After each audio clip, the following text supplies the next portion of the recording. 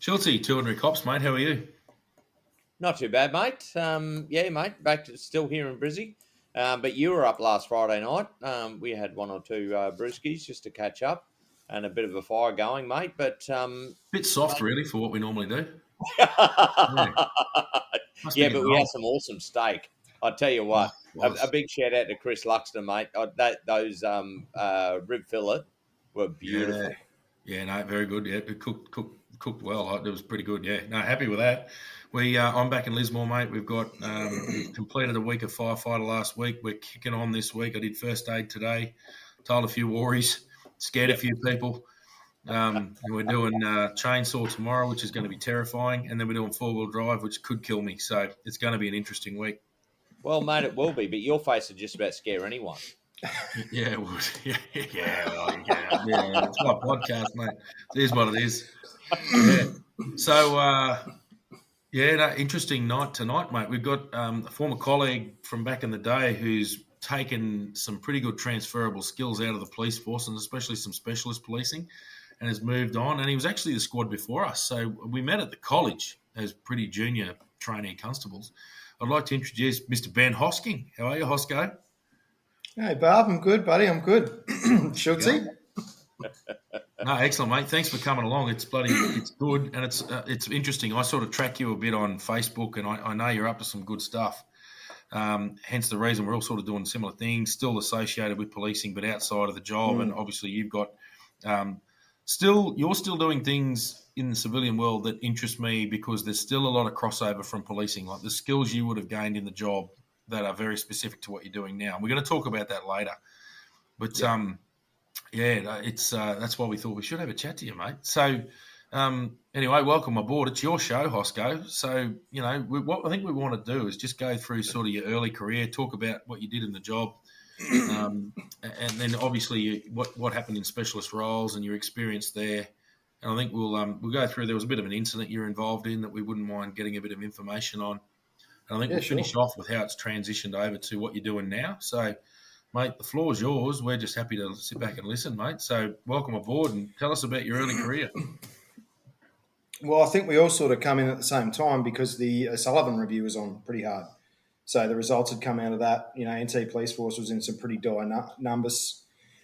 I think the recommendation was 200 cops needed to be recruited to get put through the college and pushed out on the road.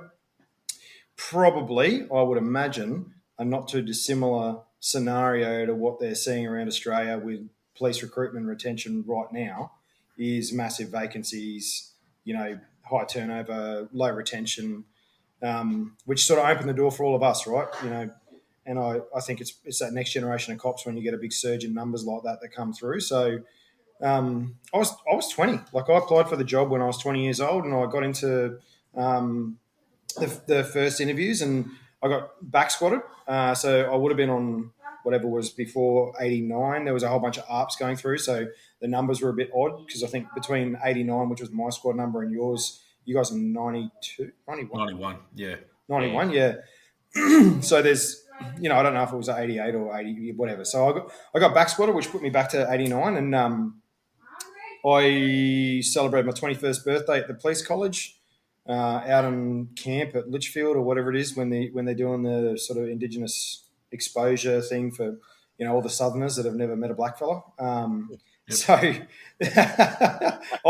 found that really interesting. Growing like I grew up born in Darwin, grew up in Katherine, lived in Darwin River Dam, moved around the territory my whole life as a kid. So like for me, it was just like I was just going camping at Litchfield anyway. So yeah, did that. I wasn't a star student by any means, and that carried over to the college, where I even failed at pranks. So I don't know if you blokes know a fellow by the name of Yowie. Yes, we do know. Yeah, yeah. He'll love this, and so will anyone else that wouldn't mind playing a trick on me. Because I was a 20-year-old, non-fully formed adult, I thought I'd play a trick on him one day. I knew he. I knew he rolls commando when we go and do parade. I don't know why, but he would just run commando for that. I don't know if it's. I wonder if that's just like something hangover from the military or whatever. But anyway, so I was like, I'm going to get this fucker because we, squad coursemanship, all that sort of stuff. So I brought some bird's eye chilies in, and I cut them up, and I fucking rubbed them all through his pants and shit. I got another one about this where I fucked someone else over later on too. So anyway, I rub the inside of his trousers all full of bird's eye chili. But because I am not a fully formed fledgling retarded adult, I left the chilies in the classroom next to my desk. Anyway, so we go out on parade for whatever we got to do, marching around on the deck. And he comes off and his nuts are on fire, right? And he's just fucking melting in his pants. And I'm just having the fattest laugh at his expense. I think everyone is. Anyway, he had seen the chilies and he'd got them and he'd rubbed them all over everything on my desk. So about halfway through the day when I'm having a drink of water or like picking up my pen, I just start fucking burning up. And not only is it like me burning up, I've also got like sweaty dick chili on my face now. Yeah. So I wasn't the greatest of students at the college, but managed to get through. I think I only got one pink slip the whole time for failing some exam. You did better than us. Trust me, mate. It was just pure ass, and like I don't know what it's like at the moment, but there was a lot of verbatim learning. So it was like wrote legislation. I don't know what they do at the moment, but that sort of worked for me because I found that if I wrote things out 5 times in a row, then I'd remember it verbatim. So I could just break down legislation. So that was good. Yeah, got through that as like everyone does that actually manages to graduate and pass out and get their Freddie. And when I was having my 21st, my future best man's dad come around and he was Assistant Commissioner Graham Kelly, and he said to me, "Well, you're 20 years old, you got no attachments, you are going to Tennant Creek." And I was like, "Oh, okay." And he goes, "You don't have a choice, mate. It's initiation by fire. If you don't volunteer for it, you're dead. You're dead to me. I won't talk to you anymore." No kids. Yeah. So why would you make someone with a family of kids go to Tennant Creek? So yeah. I was like, "Yeah, sweet, no worries. That's going to be awesome." Initiation by fire, get straight out into it. So me, Yatesy, and Batesy, we all went down there, and me and Yatesy lived together for the start of it, and just sort of found our feet, and got amongst it in Tennant Creek, which was a real eye-opening experience because I'd come from being a 20-year-old Territorian growing up in Darwin and Catherine around the burbs to now having to enforce the law and stop being a piss rack and stop being a bit of a maniac myself, which was a huge adjustment. Like, talk about grow up fast, right? How old were you blokes when you went through? I mean, Schultz was probably only just turning 40 when he went through. He's about 80 now.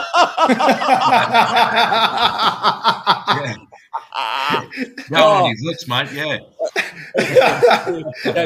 So for everybody listening, as soon as we jumped on here, Hosko's seen me the first time in probably 10, 15 10 years. Yeah, 10 years. And he goes, "Geez, you look old, Schultzy."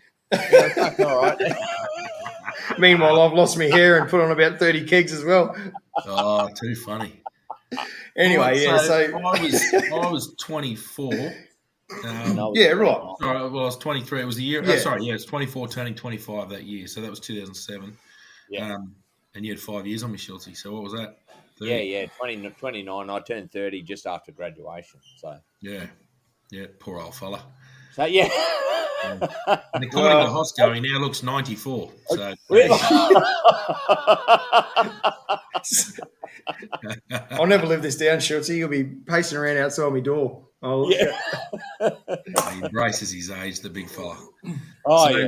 So what I love about this is, for one, we're sort of reliving our youth a bit because we're all middle-aged men now.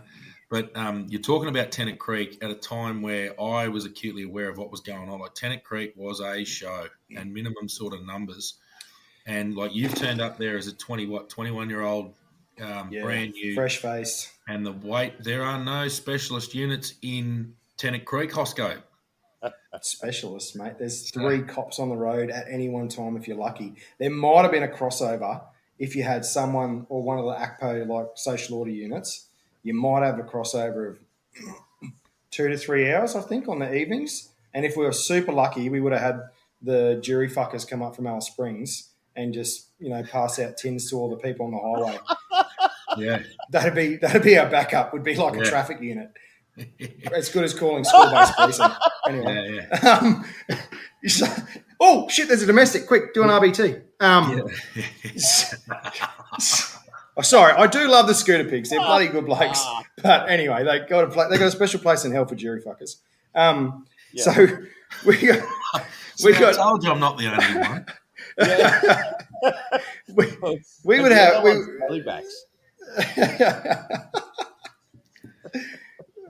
would have had at any one time one person in the watch house. So I guess that's the thing, right? Tennant Creek, 3,500 people, roughly 30 to 40 cops. So per capita, one of the most highly policed places in Australia at the time. I think it might have even been like in the top 5. It was number one. There you go. Yeah. Yeah. So duties were pretty anti-social behaviour oriented around, drunks and all that sort of stuff. So you're basically just going around using 128 and just locking up on people under protected custody all the time from the moment you start. No different to Alice Springs or Catherine or, definitely different to Darwin. But so you're rocking around. I think as a newbie or a probie, you'd spend probably a bit more time or I found that I spent a bit more time in the watch house because you're useless. Like you just don't know anything in regards to how to prepare a file. So, you just try and cycle through, be as useful as you can and learn as much as you can and listen to the older guys. We were super, super lucky. And I was listening to you guys talk about some of the ARPs that came through at roughly the same time. We got a couple come to Tennant Creek and, Rudy Jameson, Jed Matheson, Andrew Davis later on, Craig Bailey, John Ganane. These guys were Victorian, very senior guys, very well experienced. And I reckon if it hadn't been for them at the time that they came through, I reckon I wouldn't be half the cop I am at the moment in regard, well, not now anyway. I wouldn't have turned into the cop that I sort of became insofar as investigations and being thorough with my job. So, yeah, just sort of got through that. Had some pretty wild incidents there. Ended up, I got a couple of letters of recognition for just different things that I got involved in. One was a domestic siege, which I've sort of spoken to a couple of people about in the past, where this bloke, John, are you allowed to say their names on this? Oh, no, don't leave the names out. Let's not get too legal. I don't feel like being sued.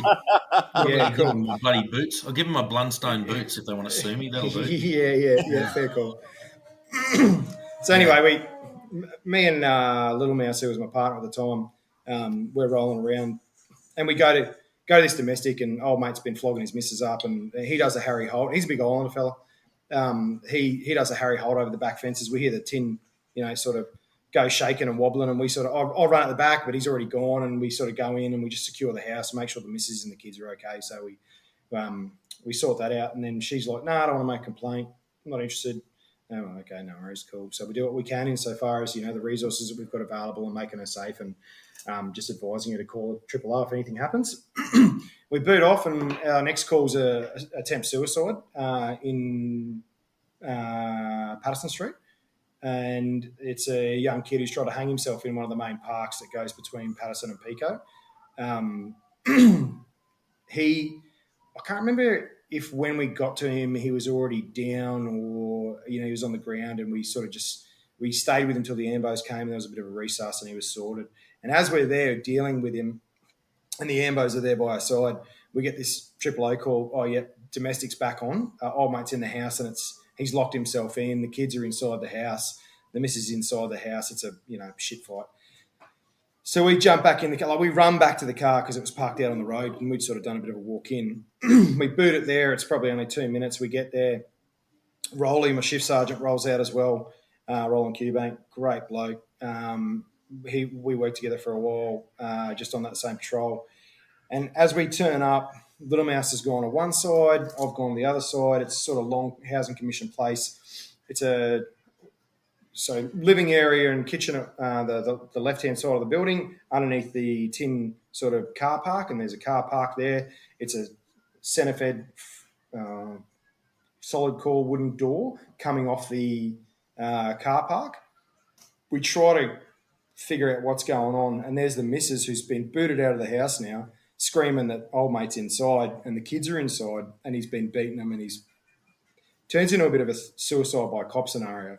I go around the back and Rolly's at the front, and he's trying to talk to the missus, and Little Mouse is talking to the missus, and I'm looking through this back window into the kitchen.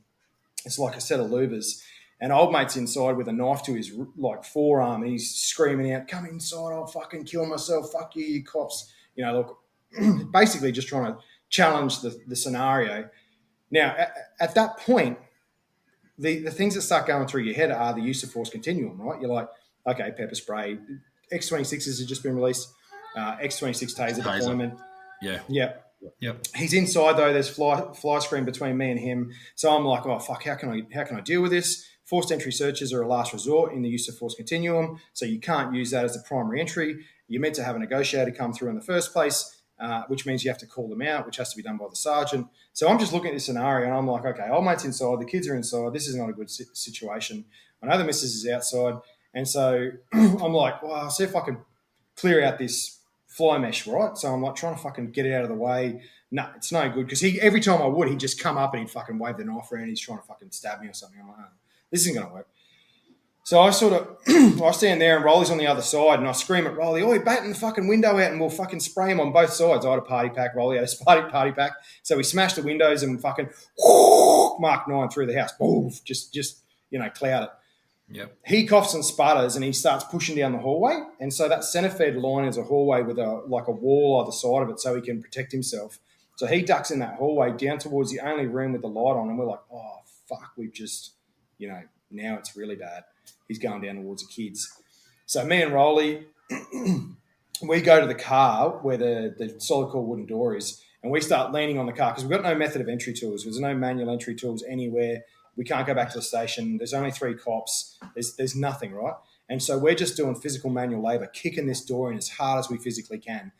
We finally get it in. And, man, I was rooted. Like I was, blowing diesel.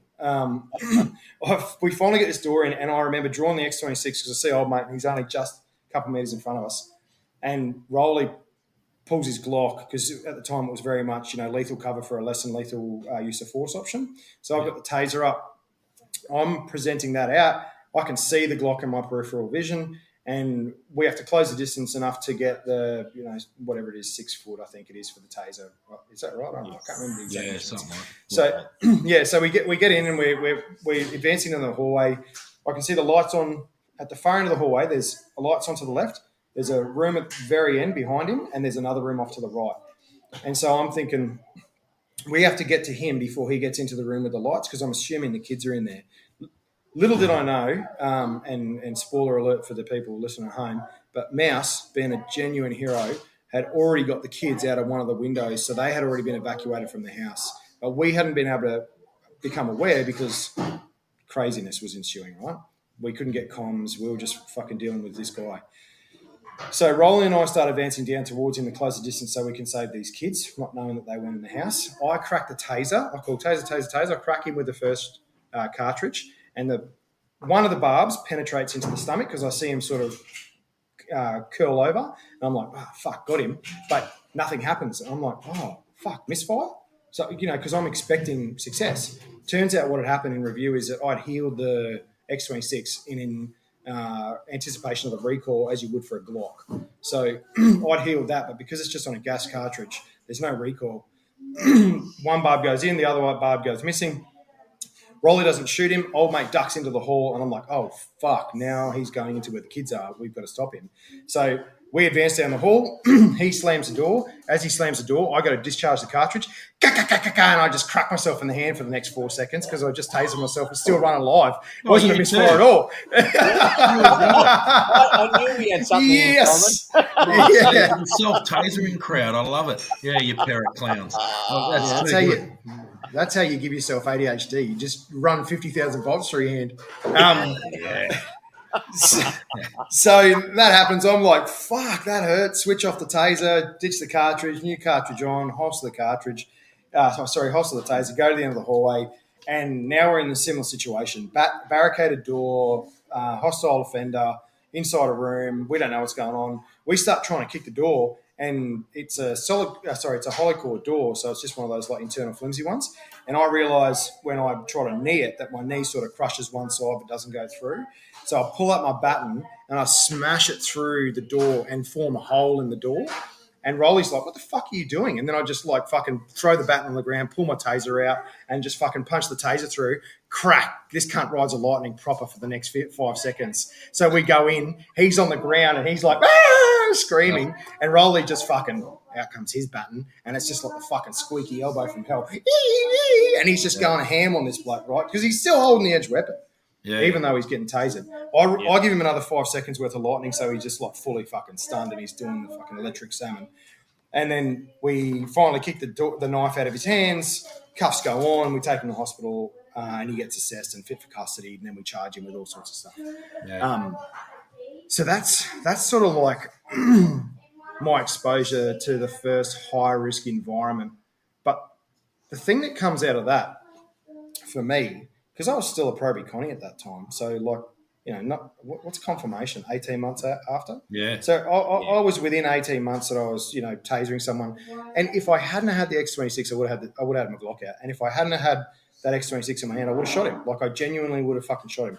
Because at the time when we received that training, a less than lethal use of force deployment for a taser was equated to lethal force, effectively. Yeah, it was. We'd forced entry. There was no other resources, no negotiators on site. There were no other police officers. There was no other way to resolve the situation. We'd use the use of force continuum. We'd cycled up from negotiations to less than lethal with a pepper spray. We'd gone to try and resolve the situation, and there were hostages in the in the siege. So it was an absolute life and death situation. And in my mind at the time when I tasered him, I formed this mental picture that I'd just shot someone. And as a 21-year-old kid that had done less than 2 years of policing, coming from being, in a household raised by a mother who was a teacher and an early childcare educator and a father who was a social worker and a mechanic, pretty progressive left-leaning at the time, I was mind-fucked. Like, I was proper mind-fucked the next day. And I remember, after that was all resolved, I remember being at home, having the shift come up, and I couldn't function. Could not fucking function. Did I get a phone call? Was there anyone else from the ESS? Was there any support? No, there was not. But I appreciate that because there's no other resources in Tennant Creek, and you shall not deserve any support either. Anyway, I say that a bit tongue-in-cheek. I was mind-fucked because I was sitting there and I was like, I just fucking killed someone. If I hadn't had that X26, I would have killed that bloke, and I would have killed that bloke for no reason because he ran into that room and there was no kids there. And I remember calling the shift sergeant, who was a different sergeant than Rolly because we'd just finished he had finished his run. And I was like, I can't come to work. And she says to me, no, that's not good enough. You got to come to work. I was like, fuck off. I've just been in a siege and I tasered some cunt and I'm telling you I can't come to work because I'm fucked in the head today. I'm not coming to work. And she fucking ups me for the rent. I was like, holy fuck. Where am I? What's going on? It was fucking intense. Anyway, I fucking hung up on her. I went like white hot fury and I was like, fuck this. And I had a mate of mine, actually it was Little Mouse's hubby, later on hubby, called me and it was one of those paradigm shifting conversations where he dropped on me, you are not responsible for the actions you have to take in retaliation to someone doing something that forces you to do it. And it was like this shackle unhinged in my mind. I could still remember that feeling of like clarity coming over me. I wasn't intent on killing this guy, but I would have if I had to. And because that was the case, it wasn't my fault. It was simply a result of what I realized I had to do in circumstances. And if it wasn't for that phone call from that mate who gave a fuck to call me and just check in on me, I don't know whether or not that would have stuck with me or if it would have fucked me more or not. But I tell you that those sorts of conversations between the blokes that you work with and the Sheilas, whatever, they matter more than anything else that you can have. Like, I tongue in cheek, and I sort of pay out on the Sykes because I do think they're genuinely fucking useless in the NT Police, and the HR system's a complete mess. There's probably more trauma and injury and harm to police officers in the Northern Territory in those sort of 10 to 20 years than could ever be accounted for, and there's a lack of recognition by the NT Police, probably Australia-wide. But it's the conversations you have with your mates like this. We're all down at some beers and talking story and reliving our heyday. where you actually cover off on some of those things you actually did, and you can talk them through, and it makes the biggest difference. Like that, choir practice. The reason we have choir practice is for this. Yeah. Yeah. Well, we made a point of saying that the whole time, is that the reason that we've still got our heads screwed on, because you think about the years. I mean, all up, what did you do? 11 all up, and you've been still in the tactical environment since. So you're really still in the same zone to a point. We're looking at 40 years between us, sort of potentially for the amount of experience. So that takes a toll. We're humans, mate. We're human beings. And the other thing is, like you said, you're 21 years old. You're a child, mate. Like I look at 21 year olds and go, oh, tell me a 21-year-old. They look at each other and go, flicking you uni. Finished uni. So, when we were there, we were slightly older than you, but not really. I was a middle-class kid from Queensland. I had no idea where this shit went on. I'd never seen violence in my life except for the odd thing in a pub. Like it was, all of a sudden, like you say, these are weapons. These are real weapons. They're going to hurt people. They're going to kill people. But so are the weapons they've got, and they're going to kill us if we don't fix that. So there's certainly that aspect. And what I love what you've said at the end was that you got a phone call from someone who cared, someone who gets it. And I know what you're just going about the psychs, a joke. And I've said that as well. And looking back, I know that psychology is good. I think that some of the academic learning around psychology hasn't taken in their subjects very well, because the best psychology or the best psychological treatment I ever got personally, won't speak for anyone else, but it was definitely in the club. But I mean, back in the day, it was the sergeant, it was the patrol group, it was the people who'd been there. It was the normalisation of a critical incident. I remember pulling body parts out of cars and just being in the twilight zone. Like, I can't comprehend what I've just done. And all of a sudden, it's like, that was pretty messed up. And these are sergeants who you respect, and you watch them be brave. And I remember being scared, and you would have been scared. That would have been a scary event. That was wild, mate. It was wild. Wild. I always use that word. It was wild. I'm telling you this story. I'm 20 years old, and I'm kicking in this door, and I'm a duly authorised officer to take this bloke in custody. And I'm like, I'm making all these decisions. And ain't no one there going, I'm a superintendent, I'm going to tell you to this. I'm like, I had, we had Megan Rowe and we had Bruce Porter at the time. Bruce was a superintendent. He come from TRG. They cared about us. They gave a fuck, and they checked in on us. Don't for a second think that I'm shitbagging them. It's genuinely the ivory towers that do the check-in, tick in the box phone call, and you're like, nah, you didn't even bother to come here. You didn't, whatever. Yeah. Whatever. I got no time for you. You don't even know who I am. I'm just a phone call. Yeah. But that was sort of one of those sort of critical moments in Tennant. Just one of, a number of other riots at Kargaroo Camp, Tin Camp, Whooper Camp. There was actually another one down at the gambling area or the drinking area at Whooper Camp with Rolly and Little Mouse actually, and it was a riot with a whole bunch of people playing cards and just caning the VB cans just out in front of the camp, and we got there and it was already in full swing. We had nothing to do with it. Like, it was just someone had stolen someone's money and it was just hell for leather, right? So me and Little Mouse, we roll in, and Little Mouse is to describe this person. She's like 60 kilos ringing with her gun belt on, small Sheila. And we roll into this shit fight out the front of this camp, and it's just chaos. There's fucking people fighting everywhere. There's things, bundies in the air. There's people flogging each other. And, we sort of go in and we try and separate a couple of parties, and we try and drag a couple off that we know that are going too hard. And, you just try to do the best you can with the resources you've got. And then obviously, because we are the opponent to any, group of people that are fighting. Oh, the cops are here, let's fight them instead. Everyone just turned on us. And there's this moment where this those flour drums, those 20-kilo flour drums? Oh, no, I'm well. Oh, yeah. It was like I was in a war with Magnus Carlsen, because this fucking 20-kilo flying flour drum just comes hurtling through the air and lands at my feet. And I was like, who the fuck throws a 20-kilo drum of flour at a police officer? And it was like at approximately that moment that I realised shit was getting loose. And Rowley, the fucking legend that he is, comes in the 79 series single cab Land Cruiser vehicle, marked up, lights and sirens, clanging and banging. Handbrake comes on, fucking cage slides in sideways. He jumps out, cracks that seat down, and here comes the fucking Remington 870. And I swear to God, you hear this, and every single sphincter in that fucking riot closed as people hit the deck and just swallowed dirt through their assholes. That shotgun got racked and no one fucking moved. It was hilarious. And man, was it fucking on? Was there some tax for throwing flour at Ben?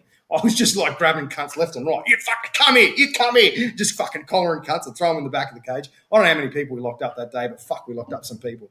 I don't even know what we locked them up for. It was basically just violence in the street. So, like I'm sure everyone's got a great TFC story, but yes, some of my favourites are just like the absolute madness. Kargaroo camp, getting there, and there's like a 400-person riot because you got the people from Tennant Creek and Epinara coming together and they're fighting over the footy and they're having arranged fights. So then you're sort of like playing referee for the fights and you're organising who can go in and who can go out. And then they turn on you, so, your car gets fucking destroyed or, whatever. It's fucking crazy. Yeah. Crazy. Well, we've been there.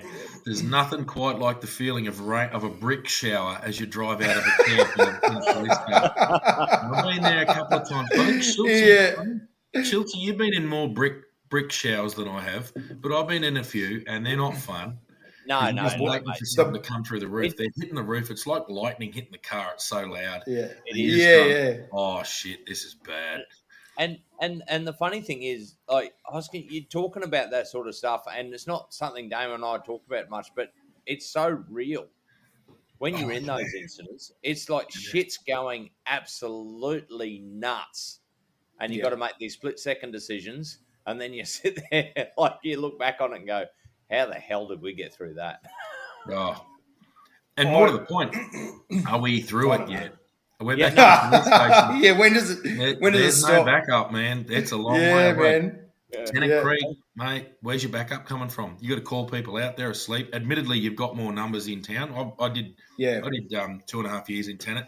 Admittedly, a lot in crime and a little bit in GDs, but even in crime, mate, we'd roll out. I remember Tennant Creek, one of my stories, and it's two guys who are very junior. They were very junior. They've gone on to be superstars, both of them.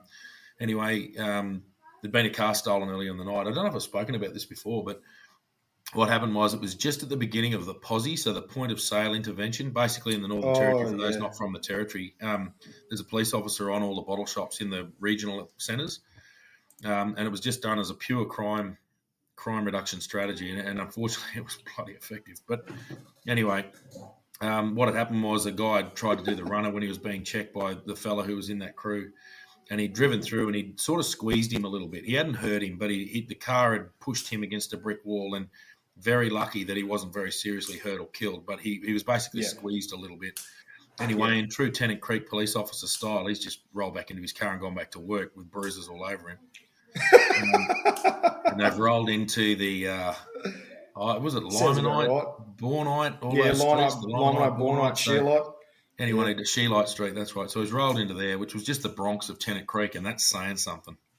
So anyway, he gets in there, and anyway, they've mobbed and turned on these guys, and they gave him a bit of a hiding. That they went to arrest the offender out of the car when they found him, and they got turned on by about 30 or 40 people. It can fucking happen so quick. I'm so proud of her. She's in the federal police now down in Canberra. I'm pretty sure she's a federal agent. She was trying to arrest one of them. The other guy was in an arrest at the same time, and she ended up fighting, and she got knocked unconscious. So she's lying on the ground unconscious. She comes to and just starts fighting again. So she's back. Yeah, girl. Get after it. Tough as old boots. So I'm almost tearing up telling the story. The next day, the NT News had tough as nails, NT police officer knocked unconscious and rejoins the fight. Like, it was just awesome. Anyway, it wasn't. So what happens is they've just hit the button. They've put the bat signal out and just gone, all hands on deck. You do not do that to our sister. So anyway, at the time, and I'll name him because he's a legend, Andy Bedwell was the detective sergeant in a Creek investigation. So he rings me and I'm tired as shit. And he goes, mate, this guy, I won't name her because she's still in the job. She's just been assaulted. She's been knocked out. She's still on duty. She's fought through it. Her and a partner have done this and this. We're going all hands on deck, swarming the streets. And it's like, we're on, straight out. Yeah. Anyway, Andy and I were very experienced. You've got to remember that, and you would have noticed this too, Hosko, that the experience level in Tennant Creek is pretty low. And all of a sudden, they got to, we were not inexperienced, mate. I was 6 years in by this stage. Bedwell was about 10 years in, and we dangerous. Had hate in our heart. So we rolled out, and we knew there were a lot of out-of-towners, and we knew our locals, and we knew that we had pretty good rapport because we're the detectives. We have to often get sensitive statements, so we had pretty good rapport, and we maintained that rapport, but we showed absolute force. So we rolled in there and we got straight out of the car and and they're still laughing and carrying on. And we had the guys with us and they've gone, he was there. He was one of them. He was punching her. He was instantly in the cage. Bang, dropped, cuffed, gone. I don't think we even cuffed him. We just grabbed him and threw him in the cage. Quick search, in the cage, gone. Walked over. Who else? That one. Bang, gone, in the cage. There was a language that was respected out there, and it was you have crossed the line. You've crossed the line, and guess what? The angry older brothers are here now, and we're not mucking around. You've messed with the kids. You're not going to mess with us. Yeah, and we went. It's like they understand it too. It's like seriously, it's like this group of people. We didn't assault anybody. We didn't use force. We didn't have to. We were just zero tolerance. Bang. I mean, the force we used was hands, open hands, grabbing people in the cage. There was no need to defend ourselves. Application of arrest, right? Like you just deprived of liberty. And I'm not even trying to blow smoke. That's all we did. We just stormed through with absolute confidence and we ran the show. We ran through there and we just went bang, bang, bang. We filled every police car we could find with arrests. It was all public order offences, things like that, so not major. We didn't have to go in there and use excessive force. There was no need. We just went in there and applied the law with absolute zero tolerance. And it snapped that town back into line just like that. But you've got to – the trouble is when you've got mob mentality and it's all out of control, you can't get control of that. So I think what happened was you got to go real hard, real early, and you get that respect and they go, the boys aren't mucking around. No, back off. No, the boys aren't mucking around. I think there's also – you would have noticed that, surely, especially places that – Schiltz, you would have noticed in Ramo and Hosko, obviously, all places you've worked through the time. They knew when I was out at Ramo. They knew when I was pissed off, and they knew. Like there was a couple of times there, even my offsiders, they're sitting there going, I went off at the elders, and I was sitting there going, "That's it, you're all fucked." I said, "This is," and I'll tell you what, they pulled themselves in the line because they knew I wasn't mucking around when I got that pissed off. No, and the thing is, the beauty, why that was so powerful is because that they knew that we were reasonable people. All the time we have dealings with these people, it's always reasonable.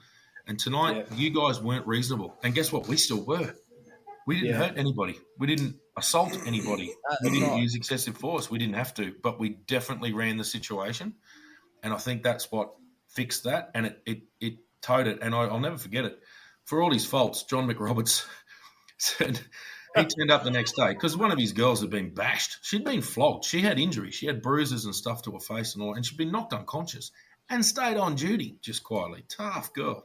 And young. She was a baby. She was 20, 21 years old tops. She was 19 when she turned up, and this was just probably a year later. So anyway, he turned up and he said there must be a response. We must show, and he was always quite eloquently spoken. He said, we must show that public order will not be allowed to fall that low in this town if we're to maintain safety. So I love the fact that you say things and I can just it's like I'm there. It's just like I'm there. I mean, I've been there, and it's just when you say these stories, I go, oh, man, I just get it. Like I know exactly what you're talking about. I remember seeing it. So, but we'll go back to you, Hosko. I think I hijacked you. No, that's no, that's Damo. Sorry about that. You talk underwater, mate. I proved it. Yeah, I think what you're highlighting there, Damo, is basically what I was explaining in the sense of, I'm that 20-year-old cop going through this super high-level scenario with there's no support whatsoever. And I'm not talking about the after effects. I'm talking about the then and there. And what happened there for that Sheila, like you're telling, she's in that shit fight and there's no support. There's no you hit the little red button that says, "Hey, everyone in Darwin, can you come here and help me?" That, like, you can hit that button, and then the watch house can hear you getting flogged, and that's about it. Yep. Like that. In fact, in the entire time I was in Tennant Creek, there was only ever one instance where we got in such a shit situation that happened, as in my patrol. And we actually had a bloke who was in the watch house have the balls to shut it with prisoners in there and come out to back us up. And we were in a riot where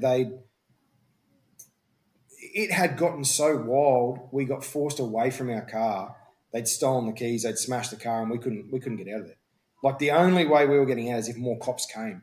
And so we had a sergeant come, and he backed us up, and then we needed more cops because it was still like we had been chased into the bush, and it was either, death to us or death to them.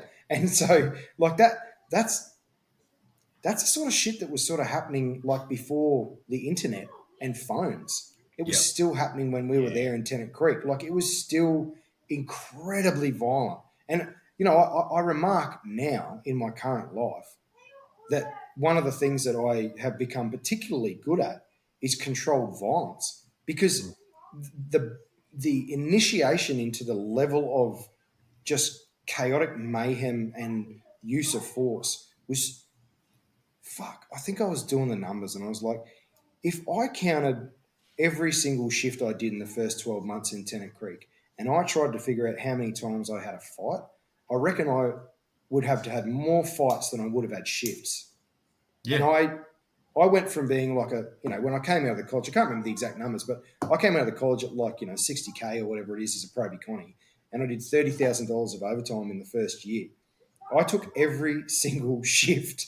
I went ham, right? Like, no, yeah, don't judge me, but I had nothing else to do but police, and I fucking loved it. Like, I fucking loved it.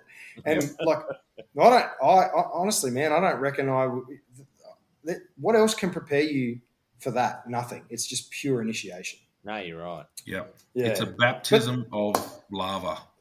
Lava's a good way to describe it. Yeah, it's not fire. Yeah. But, at the same time, Tennant Creek, when I was there, was a fucking great town. We had awesome crew of cops. The social scene was wicked. I played footy at the Sporty Spitfires. I was playing against the blokes I was locking up on the same team sometimes. Actually, there's a bloke, Noddy, Hamish, who used to call me Big Ears. Surprise, surprise, Big Ears. And we would literally play on the same team. And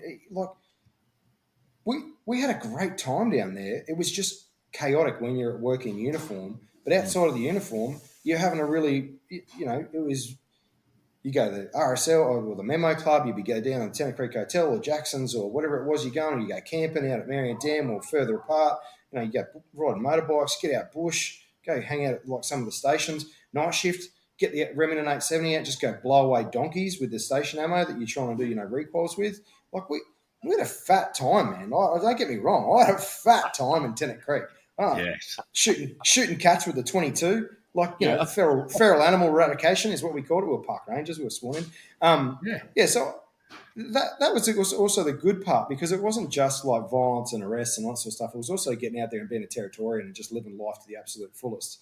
I met my wife down there. I met her at the Royal Flying Doctors, and we're still married today. I don't know how she puts up with me, but she still does. And like, there's some amazing times in Tennant Creek. We got to go down to Alice Springs and hang out with the guys down in Alice Springs every now and then. Like, we'd go down there, and it was like getting away to the big city, getting to the casino and having a big night out. It was fantastic. But that comes to an end, and you sort of got to figure out what you're going to do next. And I actually wanted to go to Alice Springs after Tennant Creek. But because I was on the way to getting married and having kids, we ended up going up to Darwin just for the we were already planning to have kids, so we knew that if that was the case, the best medical facilities in the Northern Territory were at Darwin private/public hospital system. So I ended up going up to Darwin after 2.5 years in Tennant Creek, and I went through all three stations in general duties. I went through Palmerston, Casuarina, and Darwin. I started at Casuarina and got involved in a plainclothes operation, which was really cool. So I hadn't done much investigations when I was in Tennant Creek. I'd done a little bit of time in domestic violence because I'd been picked as not particularly good at doing general duties domestic violence investigations because I was probably a little bit rambunctious and belligerent. I wasn't the best student, right? So I was just like, meh, this is all bullshit. I just want the action. But that was good. The investigations was good because it set me up for Operation Vanadium, which was a plainclothes tactical task force, which was not tactical in the sense of like running and gunning and being an operator, but tactically targeting crime. So going out and we were addressing the opiates issue that was faced around Nightcliff with John Stokes Square and Run Street, the flats that were there. So we got tasked with plainclothes operation. We had a couple of Victorian ARPs that were running it, Jack Harrington, who left, and Dom Creer, detective. And then we had, it was sort of organised by John Ganane, who had been the acting senior sergeant, one of my sergeants down at Tennant Creek. So we had this like wicked team that was plainclothes targeting legitimate crime, property crime, opiate-based offending. But the real sad part about that I found was there were a lot of offenders, and I'll use inverted commas when I say offenders for that, because the majority of people that are abusing opiates come from major operations, long bones, limbs. They get some sort of morphine when they're in hospital or a derivative of it. They come out, they're on a script of like oxycodone, OxyContin, 100 milligrams or whatever it is. They get taken off their script and then they're just completely fucking buckled because they can't get a hold of anything else to relieve the pain or to fix the addiction. And so a lot of these people that are breaking in and, just turn real bad property crime offenders were coming from like really bad hospital-based addictions, which was really sad because you'd see people who had lovely families, but they were just shitbags, and they weren't shitbags because they previously were. They'd turned to a life of crime to feed their habit. So that was kind of sad, but of it, we got a mention in Parliament House. So we had the minister at the time mention the success that we had with shutting down a couple of drug houses. It was really cool because it gave me an insight into getting away from general duties and just because general duties is great fun, but if you're not planning to go anywhere, you can get stuck there pretty easy if you don't specialise. Yeah. And I had it in my heart because I grew up in the Territory and I'd seen the SPVs going around and I knew a couple of TRG guys from when I was a kid and I was like, that's where I'm going, man. I'm going to TRG and then after that I'm going to go to SOS because I wanted to go and I just wanted to deal with like real serious crime and I thought TRG and SOS were going to be the places to do it. So I'll just explain that, Hosko. Sorry, mate. I'll just explain it for the lay people. So, obviously, we've spoken about TRG before. So, that Territory Response Group, it's police tactical groups exist in every organisation. Every jurisdiction has them. SOS was the Special Operations Section that was established in the sort of mid to late early noughties, where dealing with high-level organised crime, bikies, high-level drugs, a lot of violence as well. So I'll just explain what that is there. So you're talking about your real tip of the sword, dangerous criminals. That's what you're sort of going to deal with in those two areas. Yeah, and that I didn't see myself being in the police for any other reason than taking on bad guys. Why else would you be there? I always questioned why people would go to like school-based or like mounted or those sections because it never made sense to me to not be charging after the absolute worst pricks you could. And so 2009, I ended up doing, I think it was 2009, I did my TRG assessment and got hosed. Was not fit enough, wasn't old enough, didn't know what I was doing, didn't have a background in the military like a lot of the guys that go for TRG. So got told at the end of my TRG assessment where I was saying, I got through it. I don't know if I'd say I passed it. So I got through the TRG barrier test and I got told at the end, don't bother fucking applying. We don't want you. You're too young and you're useless. So I was like, okay. Oh, man. Yeah, God bless the fucking frank and honest opinion of those blokes in there, which I later developed very strongly. So I realised I was like, okay, I just need to get older and better at lots of things. So I applied for what was the inaugural development of a covert surveillance unit in the Northern Territory and went through that. I think that was sort of like early 2011 maybe, and I was at Palmerston Police Station at the time. And That was really interesting because we had the SSB come up from New South Wales, which is a state surveillance branch, I think it is, and they ran the course as one of their like remote surveillance courses. So, which for us was only 2 weeks. For them to get into surveillance in New South Wales, it's like an 8-week course. So we were only like remote regional operator qualified in comparison to New South Wales police officers, but we thought that our shit didn't stink because we were special. So I managed to pick up a position in there. I was like one of 6 people or something that got picked for the first round, which was really cool. And that was a complete eye opener for me because it was the first time as an adult where I wasn't a police officer. I mean, we're still sworn because we're carrying out official investigative duties, but you grow your hair out. I don't know whether they do or not, assumed identity. So you take on a whole masqueraded personality, which is pretty hard being a Territorian in Darwin, born and raised there, surrounded by blokes that know you in the job. Yes. But you pretend, and you hope that your mates pretend for you as well. There's a few times where I'll be like walking through the shops or something on a Target, and I'd see a couple of the boys that might be demons or whatever that might have requested our services and a couple other jobs, and you sort of make eye contact. You'd have this funny like, oh, I can't talk to you in case the Target knows you, and you have this really weird sort of Mexican standoff where you can't say hello to your mate, but it was sort of funny, especially in Darwin. Can I run a tangent there, mate? I did exactly that. My wife and kids at the Gateway Shopping Centre in Palmerston. We're coming out of Woolies, walking down. I see one of the boys come there and go, oh, I won't say his name, but it's like, oh, how are you, bro? What's going on? And then I was like, okay, no, see, yep. And she's like, and this just goes, well, that was rude. And I go, no. What a jerk. All right. Yeah. It's all sweet, sweetheart. I know what's going on. No trouble. All's good. Yeah. And I think he texted me like an hour later, so sorry, bro, but I was right on a target. Like, man, I know it's all right. Yeah. You still feel like a dickhead though, because like they look at you, like your mates look at you like, the fuck's wrong with you? What? Like, you're not that special, man. And you're like, I know I'm not. I just can't. Like, I can't be seen with you. So fuck off. Yeah, exactly. So anyway, I did that. That was fucking sick. I loved it. It was wild. Driving at Mach fucking 10 down the Stuart Highway or back streets or doing some of the most insane things I've ever done in a motor vehicle in my life. And it was the first time I genuinely recognised that I could die on duty. And this is after being in Tennant Creek. And I don't make that claim about not knowing how many fights I would have had in that first year. Never once did I ever think I was potentially at risk of dying on shift. I just, like, you're 20 years old. You are not fully developed in the brain, so you do not think that you can die. And going into surveillance and being a little bit older and doing some of the driving we did, I remember crossing over the Stuart Highway in a following this bikie, and I looked at the whites of the eyes of the car that was about to T-bone me, and I was like, I probably need some better life insurance in this because my kids aren't going to have a dad.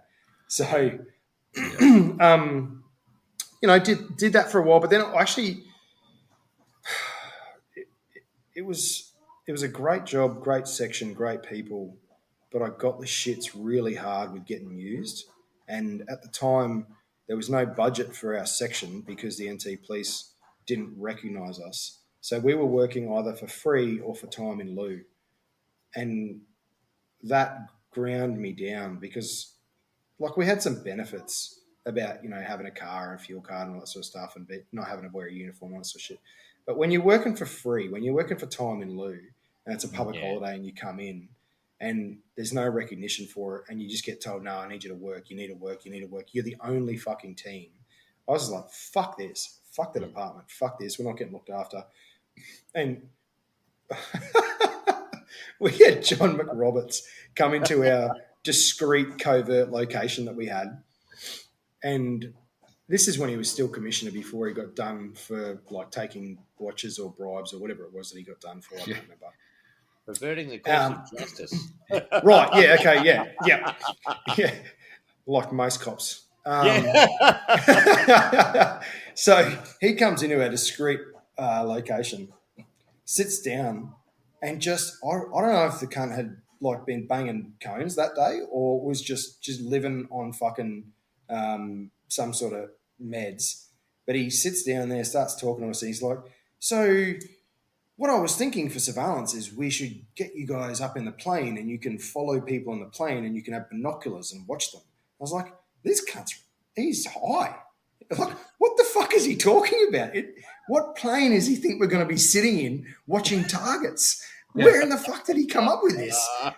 He's sitting there like with all seriousness telling us this, and I was like, this motherfucker is crazy. I think I'm done. So I lasted in surveillance about a year and then left, went to Queensland, took a study break and hit out like a couple of Cert 4s and a diploma or something.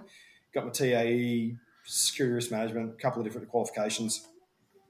And then I got a phone call from one of the boys saying, TRG, we're going to have a bunch of vacancies. I think they might have 6 vacancies coming up because there'd been a whole bunch of dudes go over to the sandpit chasing work. So it kicked off pretty hard, and there's some opportunities there, right? And I still had that dream of getting in the TRG, and I was doing the numbers in my head. I was like, how many dudes are qualified? Not enough. I've got a fucking shot here. So I re-entered pretty quick, came back to Darwin and got a spot. Like I went to Darwin Station, waited probably a couple of weeks, put my application in for TRG and directly went into TRG and never really looked back, I suppose. I fucking loved it. So you were qualified? So you had your qual. Yep. You had your entry qual. Yeah. Yep. Well, I had the one that they told me wasn't good enough.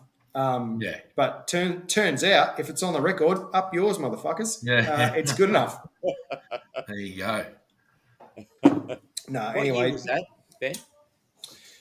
2011 into 2012. Oh, 2012, yeah. So joined TRG, probably didn't finish my new boy courses and for I don't know how many months because it takes a while to get through all your courses. And joined with I think most of them are still in at the moment, to be honest. Yeah, we won't. We won't know. No, yeah. So yeah. No, so yeah. Or yeah, a couple have left, a couple have gone over to AFP and stuff. Just doing similar sort of things that I'm doing at the moment, but just for AFP.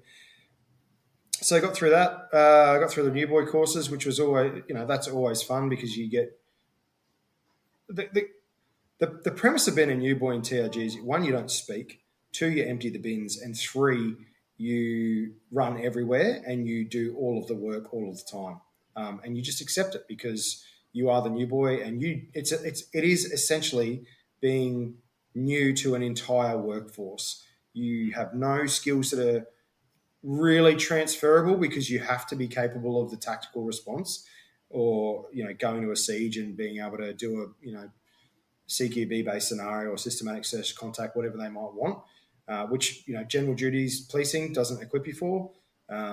Surveillance was probably the only thing that gave me any benefit in being in TRG because the crossover between surveillance and dignitary protection, which TRG maintains the discipline for, is pretty similar. And since leaving the police and being in executive protection around Asia Pacific and the world, I would say that the similarities between surveillance and dignitary protection are almost identical in the sense that you are following a target or you are protecting a principal. You are providing a discrete layer of coverage to that principal unless you're in a QRF or a tactical sense to provide protection for them. And you have to be flexible in the fact that the principal may throw you a fastball or things might change, on the drop of a dime or drop of a hat. And so you've got to be able to respond. And surveillance carries over those skills. So I think for those that might be looking at trying to get into that dignitary protection space anywhere in the police force or law enforcement, military, if you see the opportunity to go and engage in like an urban surveillance course, they absolutely cross over and they are fantastic benefit for your skill development later on. But so get through TRG initial training, which is your CQB, your rural patrol, your dignitary protection, and some driving. Like driving the Bearcat, which is the up armored F650, whatever the fuck it is. I don't know. It's a fucking monster tank, mate. It's a tank. Yeah. Good at chopping. How comfortable it is in the back as a negotiator for 3 hours. Yeah. Put a fucking vest on and a helmet, you dickhead, and then tell me, then whinge about it. I've sat on public toilets that were more comfortable for that. And I'm sitting in the back Covered in there razor blades. smelling, putting up with the stench of tactical operators while I'm sitting in the back trying to have a conversation, and they're talking Cold blood, in the background the whole time. Holy shit, Cold mate. blood. There's no need Cold to just blood, cold all right. blood. Just Fucking fucking cold stab blood. us. Oh, don't get me wrong. Love them. Love the boys. Love your Hosko. Tell you what, personal you're hygiene, a shit boys. Bit of personal negotiator. hygiene. You are a shit negotiator, just bagging us. Hey, I would guys. have bashed you. I would have bashed you, Barb, if you were there. I would have bashed you. Would have been a good fight, Hosko. Would have been a good fight. No, I would have crumbled, mate. I would have crumbled. As a previous domestic violence officer, I'm just going to sit there and just cool down, guys. All right, just Love and you can get back to it, all right? I'll bring it back to Hosko in a minute, but I will say this just to say there is banter between the two disciplines, but the two work together beautifully. And I've worked so closely with TRG in a lot of jobs, and I'll tell you what, I've seen professionalism, but that cuts it, mate. That when the boys were switched on, it was on, and it was brilliant. And I'll give you that. Just your armpits, mate. Just sort of Nothing's changed. Nothing's changed. Yeah. Ask Tango. Next time you see Tango, he'll tell you. No, nothing's changed. Yeah, like, I rate the negs. It's that is a god awful job to try and deal with, and you know, I love sitting in the Bearcat because I'm not a sniper's arsehole. I couldn't sneak through the bush if I tried, right? Like I'm like Sisyphus's boulder, just rolling down the mountain, just completely knocking everything out of the way. As subtle as a D9. I'm as subtle as a D9. In fact, we did there was I don't know if you guys might know this story. There was an escape from custody, and he did the Harry Holt, got to Catherine. Can't remember the bloke's name. He got a lift out west on the highway and was held up in the bush. His mum was running supplies out to him. One of the guys in the intel section flipped the number plate on the number plate recognition cameras that was hidden in one of the speed signs. Identified Hosko. So sick, mate. So sick. It's at about mile marker 126. Yeah. For the truckies. No. Gets his NPR, identifies the car, the mum's car's going out there, and just like on track and location, triangulates the area that this guy's going to be in based on the time that's on the ground. It's outbound and return trips. We insert and we stomp in, I don't know, felt like forever. And we're marching around in full kit, mind you, in the wet, like just sweating our rings out. We come around, like we do a circle around where we think he is, and we're coming back to close in the gap, and we come across this like dirt path, and we're like, no, it's a bit sus while this is here. So we cross over the dirt path. We do like a minor obstacle crossing. There's no threat. We can't hear anyone. We're not tracking anyone. We cross over, we go into this like sort of thicket of bush, and we start extended line. So all of us stack up. So instead of being like staggered out and just searching around, in like a diamond formation, we go to an extended line because we know we're coming up close to where he's going to be. And I'm right out on the left wing. So I'm like in the end of the thicket, closest to this path that we can see. And we sort of and they're obviously put me out there because I'm a clusterfuck in the bush. So like, just put that idiot over there. So I'm like wandering along, fucking heading my ass, just cruising along with my M4 out, and I see the fist go up, which is like signaling, you need to stop. And I'm like, okay, cool, no worries. So I stop where I am, not thinking about where I am, just stop where I am, which is right at the top of this like loose gravel mound, like just big enough that I can't get a proper footing. And so as I stop, I start to slide. And I'm like, oh no, stop sliding. And I start sliding down this like little mound, tiny mound, but just loud enough to sound like firecrackers in the bush. And so I got Evil next to me, and he's looking at me like, you stop fucking moving, you. And I felt like he was going to bash me. Like he assaulted me with his eyes the way he looked at me. He's like, if you fucking move any further, I'm going to pistol whip you. Like that's basically how I felt. I was like, oh no, I'm going to get bashed. And he could. He's a violent, capable man. He could definitely bash me. So I'm like, oh man, I'm never going to live this down. They think I'm a bush ninja already, and I'm just sliding down this bloody rock face. Anyway, old mate Sure as shit, walks up behind us, the offender that we're on the lookout for, walks within like 2 meters of me as I'm sliding like a fireworks show and doesn't hear me at all. I was like, thank God I lived that down. He wanders off into the bush and he goes up to his little holding area that he's at. And I'm just like, I don't know how I got through that, because I don't think there's only one bloke there that would have been able to chase him, because none of, it was pretty heavy kit. None of us were really super fast in it. Yeah. Anyway, the night goes on, and it's actually a pretty cool arrest. So they fucked me off out somewhere in the bush, so I don't fuck it up again like that and make heaps of noise. Which I don't blame them. I'll take it. I'm happy to go through a door. I'm happy to neutral bullet someone in the bush. I'm not so great. Strengths and weaknesses, Hosko. Yep, that's exactly right, Bob. Exactly right. Yeah, exactly, mate. So they piss me off, and they get a couple of other guys that actually know what they're doing in the bush, which was really good. And then, so what happens is we're near the highway, and every time there's a road train come past, it's like massive sound coming. You just can't hear shit. So what the boys do is they like sneak in on this dude under the sound and under the cover of the road train. And then eventually they get right up to him, and they can hear him snoring, and they call in over comms that this bloke's like fast asleep. And like they sneak up on him. I don't know what that's like. I don't know what sneaking's like. So I'm just making that noise up. So like mice. And they sneak up on him. And as they come up on him, they're just like, ah! Which is not sneaky, but vom. And so he elevates like he's on magnets and floats out of this hammock or whatever he's in, right in time to catch a big bang, straight between the eyes. They crack him, and it's like, it's on, right? Like they just happen to wrestle and they get him.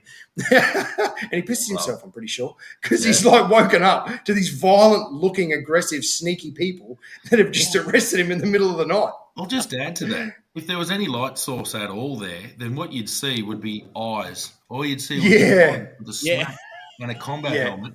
Terrifying. You're in the bush thinking that no one's ever around you. You would think you're about to be violently murdered. I can understand why that kick off. I just remember laughing when I heard about that. I'm like, this poor bastard floating up into a right hook. One thing I loved about the Taskies was, you need to be, I love the term kinetic. You need to be kinetic when that's happening, because shit needs to be taken care of. That person needs to be taken you do have to be kinetic. But what I used to love was once it was done, the boys would just be calm as a cucumber. They're like, righto, bro, just stand up, come with us, eh? You'll be right. Come for a walk. And you don't care about them. Okay. You certainly don't care about them. I can remember something similar. We kicked in the door of this. So I went and had a bit of a break from TRG and went into politics because I'm slightly fucking spanned in the head.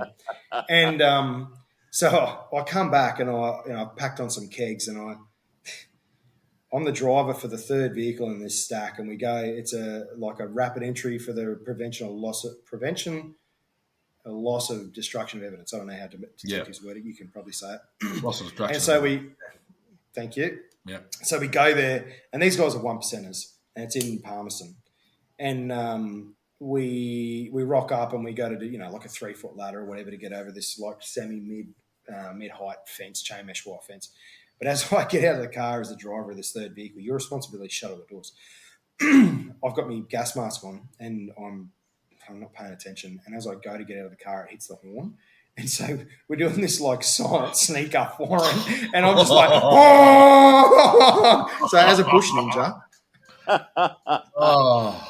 Oh, that's funny. They didn't wake up. The crooks didn't wake up. But anyway, we climbed the fence. It gets better. One of the boys climbs the fence, falls over, going over the fence.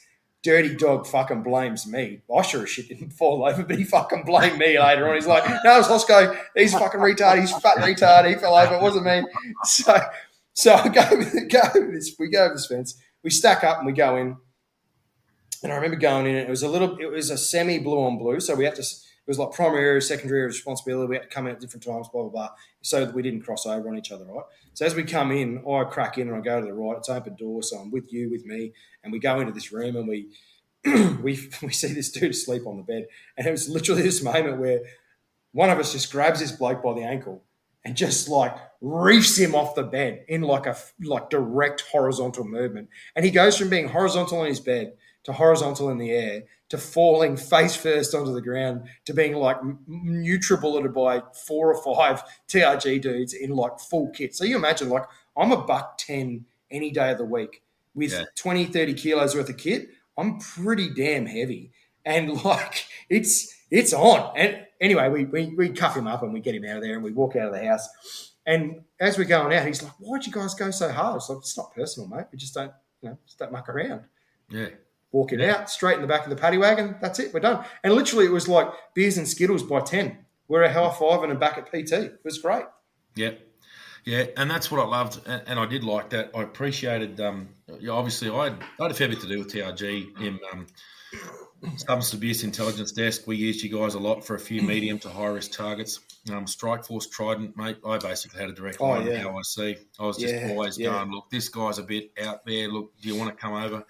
And Jimmy, anything with Trident was always exciting because that's that tactical crime squad. That's sort of what we were doing with Vanadium. I was always looking forward to helping out Trident, no matter what it was. I was like, yeah, sign me up. Yeah, evening. Yeah, no, it was cool because it was fast moving. Look, a lot of what we did was with youth, so we didn't have high risk offenders a lot. But when we did, I knew the capabilities of my guys. But I'd also been a coroner's constable in Alice Springs, and I knew that I had to show restraint. So I was there going like, right, my guys, we could do this, but if we get in there and there's a shooting either at us or back, and I'm literally 5 Ks down the road from the cave, which is the TRG base, why didn't you use tactical response? Why didn't you use negotiators? I was also a negotiator, so I did know that I would look at it through that. I hate this corporate talk, but I would love it I'd look at it through that lens, and I'd make that unpopular call and go, "Sorry, boys, we're getting the taskies in, and we're getting negotiators, and we're going to surround, we're going to talk, court, we're going to coordinate and contain, we're going to negotiate, we're going to do that stuff." And the boys are like, "Why? We can just kick the doors and fucking arrest them. Like, it's fucking easy." It's like, yep, we sure could, and 30 times out of 31 times, that would work. But that one time that he grabs a gun right next to his bed and starts popping rounds at us, and one of my guys gets hit, and then we're in a gunfight inside a house trying to retreat. We're not trained. We're not equipped. We're not doing – well, we are trained to a point, but not tactically, not like that. So to me, it was like we use the boys. We use them. And it was good. We had a brilliant relationship. And that and the dog operations unit and Trident, they're like a married couple now. So it was just, and we were the beginning of that, where the dogs would basically ring us and we'd ring them and go, "What's your day look like?" They'd go, "What's your day look like?" Because we're coming. So we had a beautiful relationship with the doggies, and I only know it's got even better. Like, it's basically the dogs are just the uniform branch of Trident. And that's happened now. But we had a great relationship with the taskies, and I had my favourite taskie, one of the sergeants. You know him, I know him, but I'm not naming him on here. I'd ring him and go, "What do you blokes got on?" He goes, "Fuck off. What do you got on? Because we're coming." And it's like, "Fucking hope you're coming." He goes, "I've got a boy from WA. He likes to throw things at policemen, mostly bullets. So you boys want to come?" And they're like, "We're there, brother. Just put the paperwork in." And I'd say, "Forget the paperwork. He's moving and we need to get onto it. I'm ringing the ASCOM and I'm going to get you guys called and we'll deal with the paperwork in a minute, but we need to get moving." And they're like, "Right, we're mobile." And he'd have his little section ready to roll. And within minutes, we'd have the SPVs. We could hear him booking on, hear him going mobile. We had a beautiful relationship. And I think, obviously, youth crime's grown, and as a result, that real tactical need, you don't need tactical coppers with youth a lot, unless they're armed, and even then it's different. But with your real bad guys, it was just good. It was just a beautiful relationship. We had a good little thing happening there. Like you mentioned, physical surveillance. We had a lot of use of the physical surveillance unit. Yeah. It was really good, and it was like a little dance, and it worked well. Same, mate. Yeah, sorry, mate. Go ahead. Yeah, mate. I was just going to say, our bush, I used to threaten a lot. Yeah. Devil cops. Don't make me call TRG, all right? Because I don't fuck around. Yeah. What Port Keats call them, the devil? Mate. Port Keats used to call them the devil police. Devil cops. I've never seen the community. Right, well, you started it. We were trying to be reasonable, but now we've got to get these boys in and they don't talk. Yeah. Mate, I've never seen communities quieter than dealing with when TRG came out, mate. It was like a mouse wouldn't make a noise. Yeah. And then as soon as they went away, it'll all go arc up again. Yeah, no, it was really good. And what I also loved was that, we're not sitting here speaking about the bashing team. Utmost professionalism, extreme professionalism, the ability to escalate and immediately de-escalate to nothing. So, and then the ability to provide almost paramedic level care to people who are injured and in a safe environment, and then secure the environment for paramedics to come in. So it was, mate, I got a lot of time. I know I'll take the piss and you fucker stink, but it was excellent. They were good, really, really good. I had a lot of time for them. But we'll move it forward, mate. We wanted to talk about a specific incident that happened that you were heavily involved. Well, you were the principal.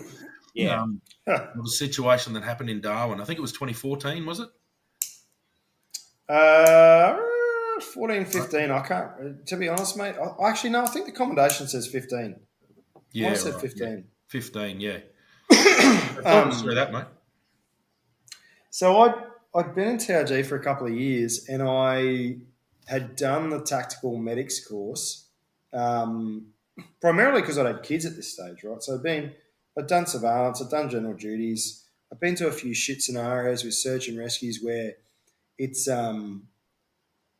what you find on search and rescue is that people perish because they don't get the aid that they need, and there's no services around, and then with TRG, what you find, like doing the tactical work, is that in a lot of high-risk situations, people get hurt and they could have been looked after better if they just had more immediate, medical aid. So I'd gone and done the TACMed course, not TACMed, but the tactical medical course with the National Critical Care and Trauma Response Centre, which is headed up. It's a federally funded agency. They got a doctor who at the time was Dr. Malcolm Johnson-Leake, who was the guy that was basically in charge of the St. John's ambulance service in the Northern Territory. And we had Abby and a couple other paramedics that would train us in all of our tactical critical care. So that was a 6-week course that was right up to the level of non-intravenous. So we could bag someone with fluids, but we couldn't bag someone or give them medicine because we didn't have any of the authorities to do that. But it was a pretty comprehensive course. You're doing like, God, I'm not a medico in the sense of like some of the guys that might listen to this who absolutely froth on it, but I did it because I had kids, so I knew it was important. Anyway, this night that you're talking about, Damo, I'm working general duty support, which means we're TRG. It's myself and Neil Mellon, my sergeant at the time, and we're working a shift to support all of Darwin general duties in the instance they have an immediate critical response, and then we would provide a layer to augment their tactical response should it go south. And for whatever reason, it just happens to be the night where we're absolutely needed. And we're driving down one of the laneways in Darwin City at the time. And Mellon and I just talking shit, having a latte, typical TRG. We're doing no police work. We're just driving around, burning diesel, watching eye candy. And we get this...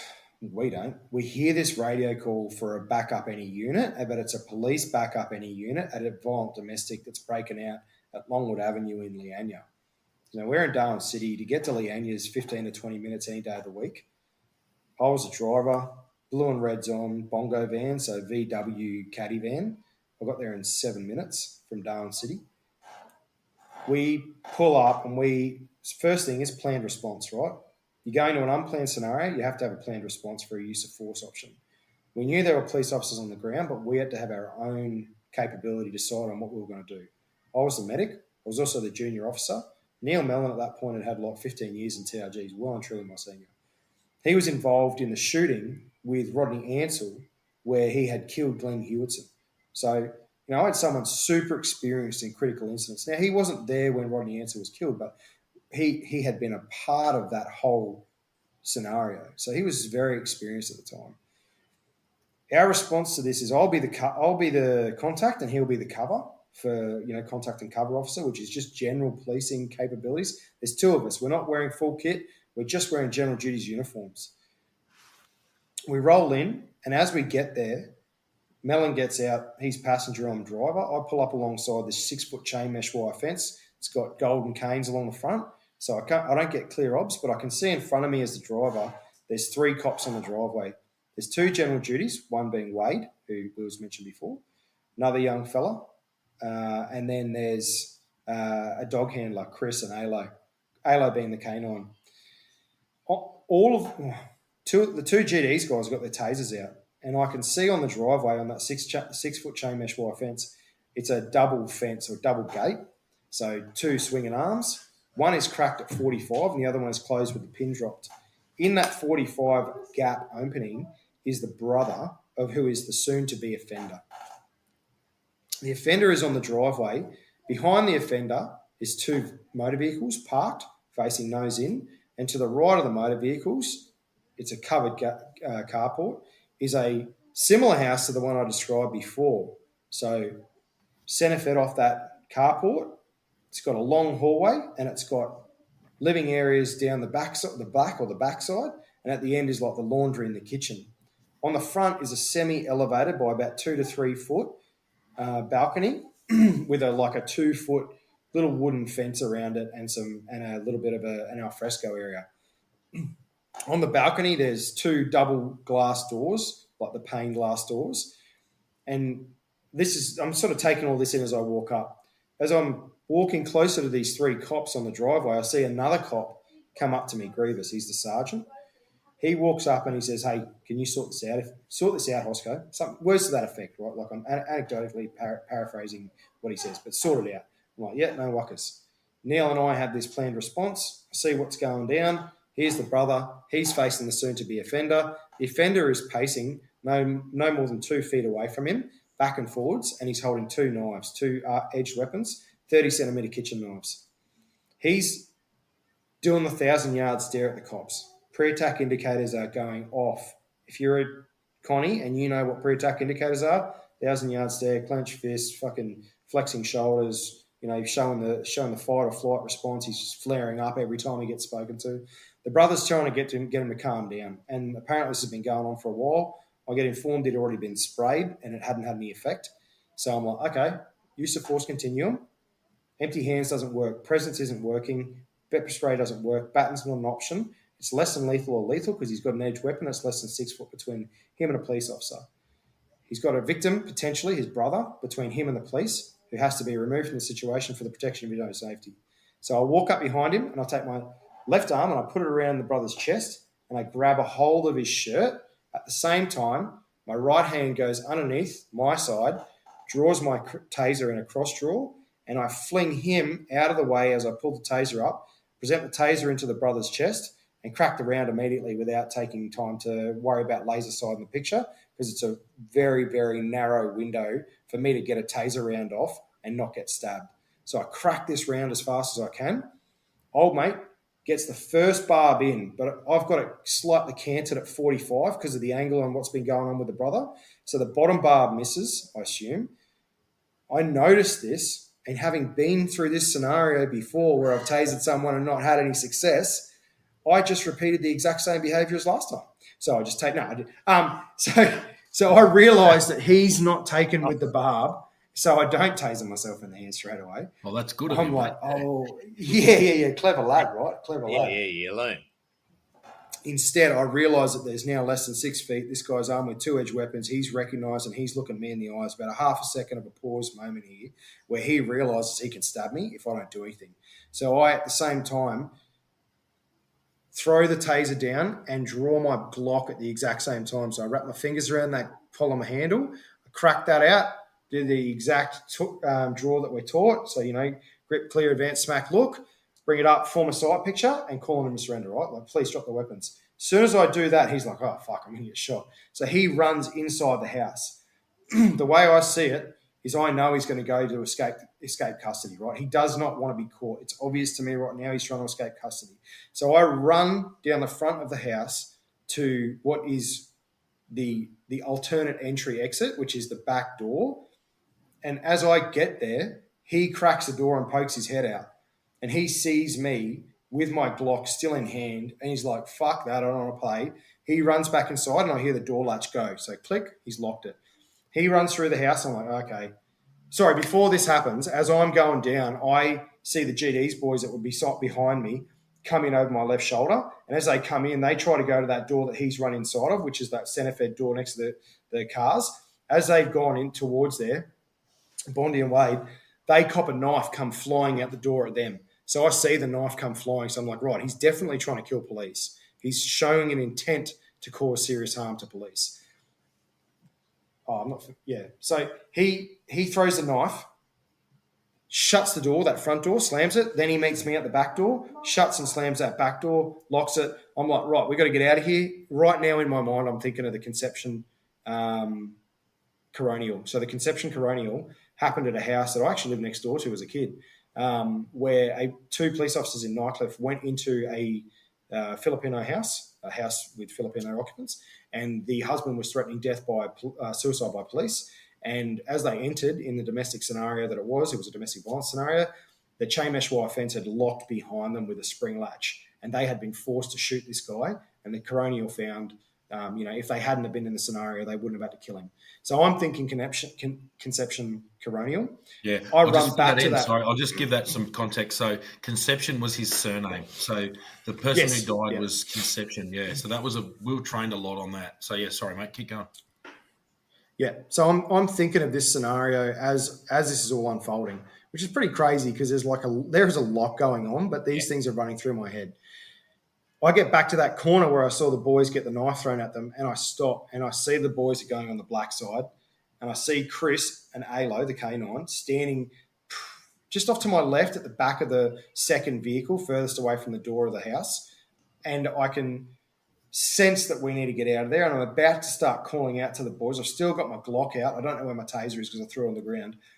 I'm about to start calling out to the boys to, right, let's fucking peel out because we're about to get trapped in here with a guy with edged weapons. He's locked himself inside the house. It's already a siege. Let's call out TRG. Let's move to the outer cordon. Let's lock him inside the house. If he comes out again, we'll have pepper spray. We've got the dogs, other weapons, all those sorts of things. We can be on the safe side of the fence, and he can do what the fuck he wants if he wants to run away, whatever. It doesn't really matter. Yeah. He's not going to kill us or anyone else. Just as that moment happens, I hear the doors smash, and I don't mean like fucking open. I mean smash. This guy fucking burls through the doors, and I'm like, fuck. So I turn my head, and as I turn my head, I can see him. He's on the raised platform. It's about a 2 to 3 foot, like I said, and there's a small fence between me and him, which is about 2 or 3 foot as well. So that's sort of an occluded view, but I can still see him. I have 3 things that I've got to do. I've got to identify myself as a police officer. I've got to call on him to surrender, and I've got to allow him time to do so. And they all relate to DIAMO plus P, which is defence of life, intent, ability, means, opportunity, and preclusion. So I have to satisfy all of those things, the 3 United Nations requirements to fire as a police officer to take someone's life, and also for the defence or the justification for the defence of life whilst on duty acting as a police officer, DIAMO plus P. So he comes out. I think the measurement was like 6 point something feet between him and, maybe 6 meters, whatever it is, whatever that measurement is for the critical firing distance of 2 seconds. So he's got just over that distance between him and Chris and Alo. He comes out. I've got to call him surrender, identify myself, allow him time to do so. I recognise that he's got 2 knives raised above his head. His intent, he's got the ability, he's got the means, he's got the opportunity. There's nothing else that's going to stop him because it's an open gateway between him and the police officer. I'm the only thing that could preclude him or potentially another police officer from taking another person's life or causing serious harm. Bang, first round. I shoot him. At this point in my career, I had fired thousands of rounds. I'm not talking like 10 to 15 rounds for a recoil. I'm talking boxes and boxes and boxes of Glock round and M4. I'm a firearms instructor. I got 99% on my firearms instructor's course. I'm a range safety officer with TRG. I'm a particularly good shot. I shoot him with the first round. And in my mind, I'm thinking, and there'll be blokes that listen to this that have shot people before, maybe overseas or whatever, they'll be like, you fucking rookie. But in my mind, I'm thinking, I've cracked him. Job's done. He's going to fall over. So I fucking shoot him, and this motherfucker just keeps going. I'm like, hot damn, I have to shoot him some more. What's going on? So he covers the rest of the distance. He gets the edge of the balcony, and he jumps, and he goes horizontal now. And as he jumps and goes horizontal, I've got to get more rounds into him to try and stop him. So I'm like, fire and reassess, fire again. Put the next 2 rounds in him. As I put the second round into him, I can see quite clearly that he's traversing now in front of the house and he's crossing over the distance that goes to the back of the carport, where the boys are on the black side. So it'll become a blue on blue if I keep firing. I have to stop shooting. So he drops to the ground and I'm still trained on him. Alo gets leashed off. She goes to work on him. I'm covering him with the firearm and the boys start coming surging back around. So lucky I did stop shooting because it could have potentially been a blue on blue. If he had dropped or I had dropped a shot, might have gone into one of the boys. So thankfully that didn't happen. I get 2 rounds into him in the leg and 1 on the hand where I shoot one of the weapons out of his hand. As he's getting mauled, I hear Melon come in and drop my med kit beside me. And he's like, fucking get to work. You got to get going on him. So I I kick the knife out of his hand. I holster up. I cuff him up. I get my med kit out. I'm in like complete go mode at this point. I've now transitioned from shooting this guy, aiming at center of scene mass to effect immediate incapacitation, to going to life-saving critical tactical care mode. He's been shot 3 times. I need to complete a primary survey. I need to provide life-saving first aid. I need to stop any bleeds. I need to release any tension that might have happened in his chest if he's got a tension pneumothorax or something. So I'm just going straight into it, right? Hands on.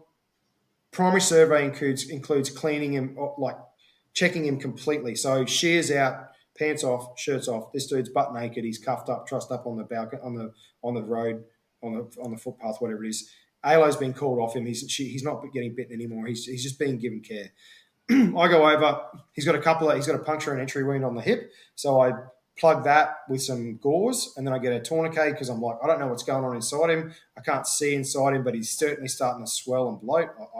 I'm assuming what I'm seeing is right. You know, this is the first time I've dealt with someone being shot.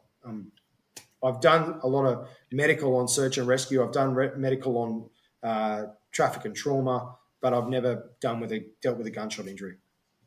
So I plug him up, I put a tourniquet on, I bandage his hand, I cover him up with a space blanket or whatever it is I did, and then I did a primary and secondary survey. I got a set of obs, so you got blood, heart rate, blood pressure, rest rate, did a GCS, took it all down in my notebook, and then Ambos turned up not too long after that, but it was just like a conveyance team, so it wasn't full paramedics, I don't think. They packaged him up and they took him away. I went through the process then. So for anyone that doesn't know, if you're a police officer involved in a critical incident where you shoot someone, holster your firearm, gun belt off, keepers off, drop your gun belt where it is, and that's it. You don't do anything. You sit and wait, which is exactly what I did. I went and got into one of the cars, maybe the bongo van, I can't remember which one it was, and the circus began. I had a phone call from a couple of commissioned officers that were just making sure I was okay. The guys did the right thing. They let my missus know that, I'd been involved in a critical incident shooting. Not exactly what had happened, obviously, but that, I was okay. But there was a shooting and I wouldn't be home on time. Chris, me, those boys, we all went home that night. Old mate that I shot, he ended up surviving. The surgeons apparently saved him on the operating table. He had one of the rounds spiraled up his femur and then went up into his body. I had a couple of different things, but long and the short of it is everyone went home. Everyone saw their family again. And I was back at work the next day, maybe doing a quick statement. And then on Sunday, so that was a Friday night. And then on Sunday, I came in and I did a walkthrough with the investigators for the crime scene. And I went through the entire thing on video on that Sunday. I think I might have had another statement on Monday, or might have had a day off. I'm not sure. I was back at work on Tuesday, and on Tuesday afternoon, I was apprehending a high-risk offender at the end of a taser in Palmerston. So I was basically fucking just straight back into it. Yeah. So there's no rest for the wicked. No. So, mate, but it's funny. I just finished that. I got to the end of that scenario and I remember saying to Neil, that felt like a training environment. Everything we'd done ever had led me up to that point. And at the same time, when I shot him, I felt as though I was doing the exact right thing and there was nothing more I could have done to change that situation other than deploy lethal force. No. Yeah. That's the test. That's the test, I suppose. Yeah. So I think it's a really good thing to hear it from the horse's mouth. But I think one thing I want to sort of hear a bit more, like you've explained the incident there beautifully, but I remember I drove out of PMC just as you were driving in, and you just gone through all that. And I remember just going, checking on you, all right, brother, you're all good, because I'd heard what had occurred. Obviously, everyone had heard what had occurred. But can you just explain the process that police go through? Because this is pretty unique. There's not a lot of people who can openly speak about the investigative process that occurs after a potentially or actual use of lethal force. So can you explain what the process was after that? Post gun belt down, keepers off, the next thing was isolation. So I'm not allowed to talk to anyone. I'm not allowed to corroborate. I'm not allowed to, do anything to try and influence the scene, right? It's isolation and separation from the scene. Obviously, I'm a critical witness at that point because I've just utilised lethal force. So if something happens to him and he dies, I become an offender. I have to be investigated for murder. So, I guess, and you probably explain this better, Damo, but the reason it becomes murder in that first instance is because you have to be charged in order to prove innocence, right? I guess, I don't know. But I get isolated and separated. After that happens, I get taken back to the police station. I go through a gunshot residue testing to confirm that I was the shooter. So the forensics guys come over, they do the chemicals on the hand, they test, they take their records, all that sort of stuff. My uniforms are seized, my firearms seized, my equipment's taken away, and I'm stood down from duty officially. And the investigation takes place. So crime scene investigation, statements are taken from all the witnesses then and there or whenever they can be arranged. The next day when I come in, my statement is somewhat contentious because what we're told when we're a police officer by the association in regards to a lethal application of force is don't speak. Don't speak whatsoever. Leave the detectives to figure it out for themselves, and that's it. You'll either be found innocent or you won't. And you terrible advice, and I'll cover that in a minute. But yeah, you keep going. Yep, I agree. I completely agree. I'm at that point a subject matter expert on firearms and use of force. I'm in the most highly trained section in the NT Police to deliver the lethal application of force. I know that everything I've done is justified in the scenario based on what I'd gone through. I go to work the next day and I provide a full statement with a prisoner's friend. So I've got one of the guys that I trust the most in the world present for me during the time that I give that statement, and I give a full and open and honest account of what happens. The detectives record that. That's a completely video, electronically recorded interview. I would hope that what I say in that interview is no different to what I'm saying today.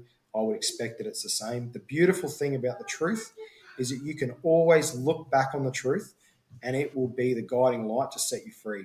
The more you lie, the more you're fucked. So I give them everything I've got in relation to what's happened in that scenario. I then finish that. I go home, hang out with my family, maybe get a few beers down range. I come in the next day and I go straight back out to scene while it's a crime scene that's established, and I provide the exact same thing but in a video record of interview while the crime scene investigators are there, and I walk them through moment by moment and frame by frame my memory of what's happened. And to my understanding, and I reckon someone might be able to clarify this, that video of my shooting was utilised at the police college for the induction of new recruits for a while. I don't know if it's still there. I don't know if it's still being used. That's what I was told. I give that version of events, and then that was it. I was just basically told to sit and wait. And so in my mind, I'm thinking there was a shooting in Port Keats that happened just before we joined, lads. Yeah, 2002. Rob Whittington. Yep. Shot and killed that young fella, and it wasn't as particularly a clean shoot as what mine was. Also, there was a fatality. He was off work for years, right? So I'm thinking, well, it's about to be a paid vacation for a very long time. I don't know what happens next. And literally got a phone call that Monday. You can go back to work tomorrow. You're good to go. You're cleared. Yep.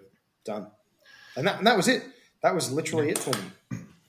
So, mate, if you don't mind, just from a detective's point of view, I'll explain. And I had this explained to me by a very experienced detective senior sergeant. He would go, all right, you've got a person now, police officer, layperson, irrelevant, who has utilised potentially or actual lethal force against another person. And that person's now not telling you anything. So the whole thing that we have to do is we have to justify that use of force. So by saying nothing, you are not actually justifying it in your own mind. To me, and look, I'm not going to argue with legal eagles. To me, this is pretty obvious. If you've carried out your role exactly as trained, I would always say have support there and talk to someone else and all the rest of it and get right through it, because junior police, like you said really well earlier, 20-year-olds don't know what they're saying and your brain's not developed and whatever else. Yeah. Your actions can be completely justified 100%, but your brain might say stupid stuff, and that's fine. But the fact of the matter is, of course, the detectives are going to, I mean, something like this gets poured over more than anything else you can possibly imagine. But if you're in a situation, like you've said, highly trained, you're in TRG, you guys are trained, you live and breathe lethal or non-lethal, high-level use of force, high-risk environments. You train in it. Like you said, it was a training environment feeling the whole time. For you to turn around and go, I'm not saying nothing. It's like, well, okay then. Why not? Because you trained really well, and like, we're not trying to stitch you up. The truth, we just want to know what happened, and we will determine what occurred there and justify that or not. Like, it depends on. We're not making anything up. I've got no interest in the outcome. Here's what occurred. So, to me, especially with tactical units, experienced people and all the rest of it, it makes complete sense for you to come out and go, yes, I've been involved in this. I know that I'm a little bit stressed. My words might come out a bit flustered, a bit fast, all the rest of it. But you just explained it beautifully. I had no option. There was no option here. There was either that police officer died or I stopped that person with no other option than the one that I'm trained to use and given to by the police force. So to me, I think that's poor advice given in isolation. By I agree. Told... I think that advice given in isolation is not appropriate. And look, the association does a great job to represent the interests of police officers. I don't think that advice was the best legal advice I could have got at the time, and so I made an informed decision. And I chose not to accept it. Yeah. I think, look, I'm going to touch on something there. I remember, like, the way you explained it, Hosking, was absolutely fantastic. Like, you went through the whole, preclusions and means and opportunity and this, that, and the other. Absolutely perfect, as by legislation. And I just remember I had to look at a coronial, and this is going back to New South Wales, where they had tasered a guy and he died, and the sergeant kind of threw his troops under the bus and all that sort of thing. If anybody wants to look at the coronial file, I can't remember exactly what the coronial was called, but reading it, I could have justified everything that those officers did. Yeah. Unfortunately, they never used the legislation to back themselves up. Yeah. And that's became their undoing. And I think it's... You've mentioned a couple of times some of your senior partners when you first went in, they really trained you on how to use that. I had some exceptional senior partners that trained me on how to actually approach those situations and use the legislation to support you in those decisions. And Damo, I know you had the same.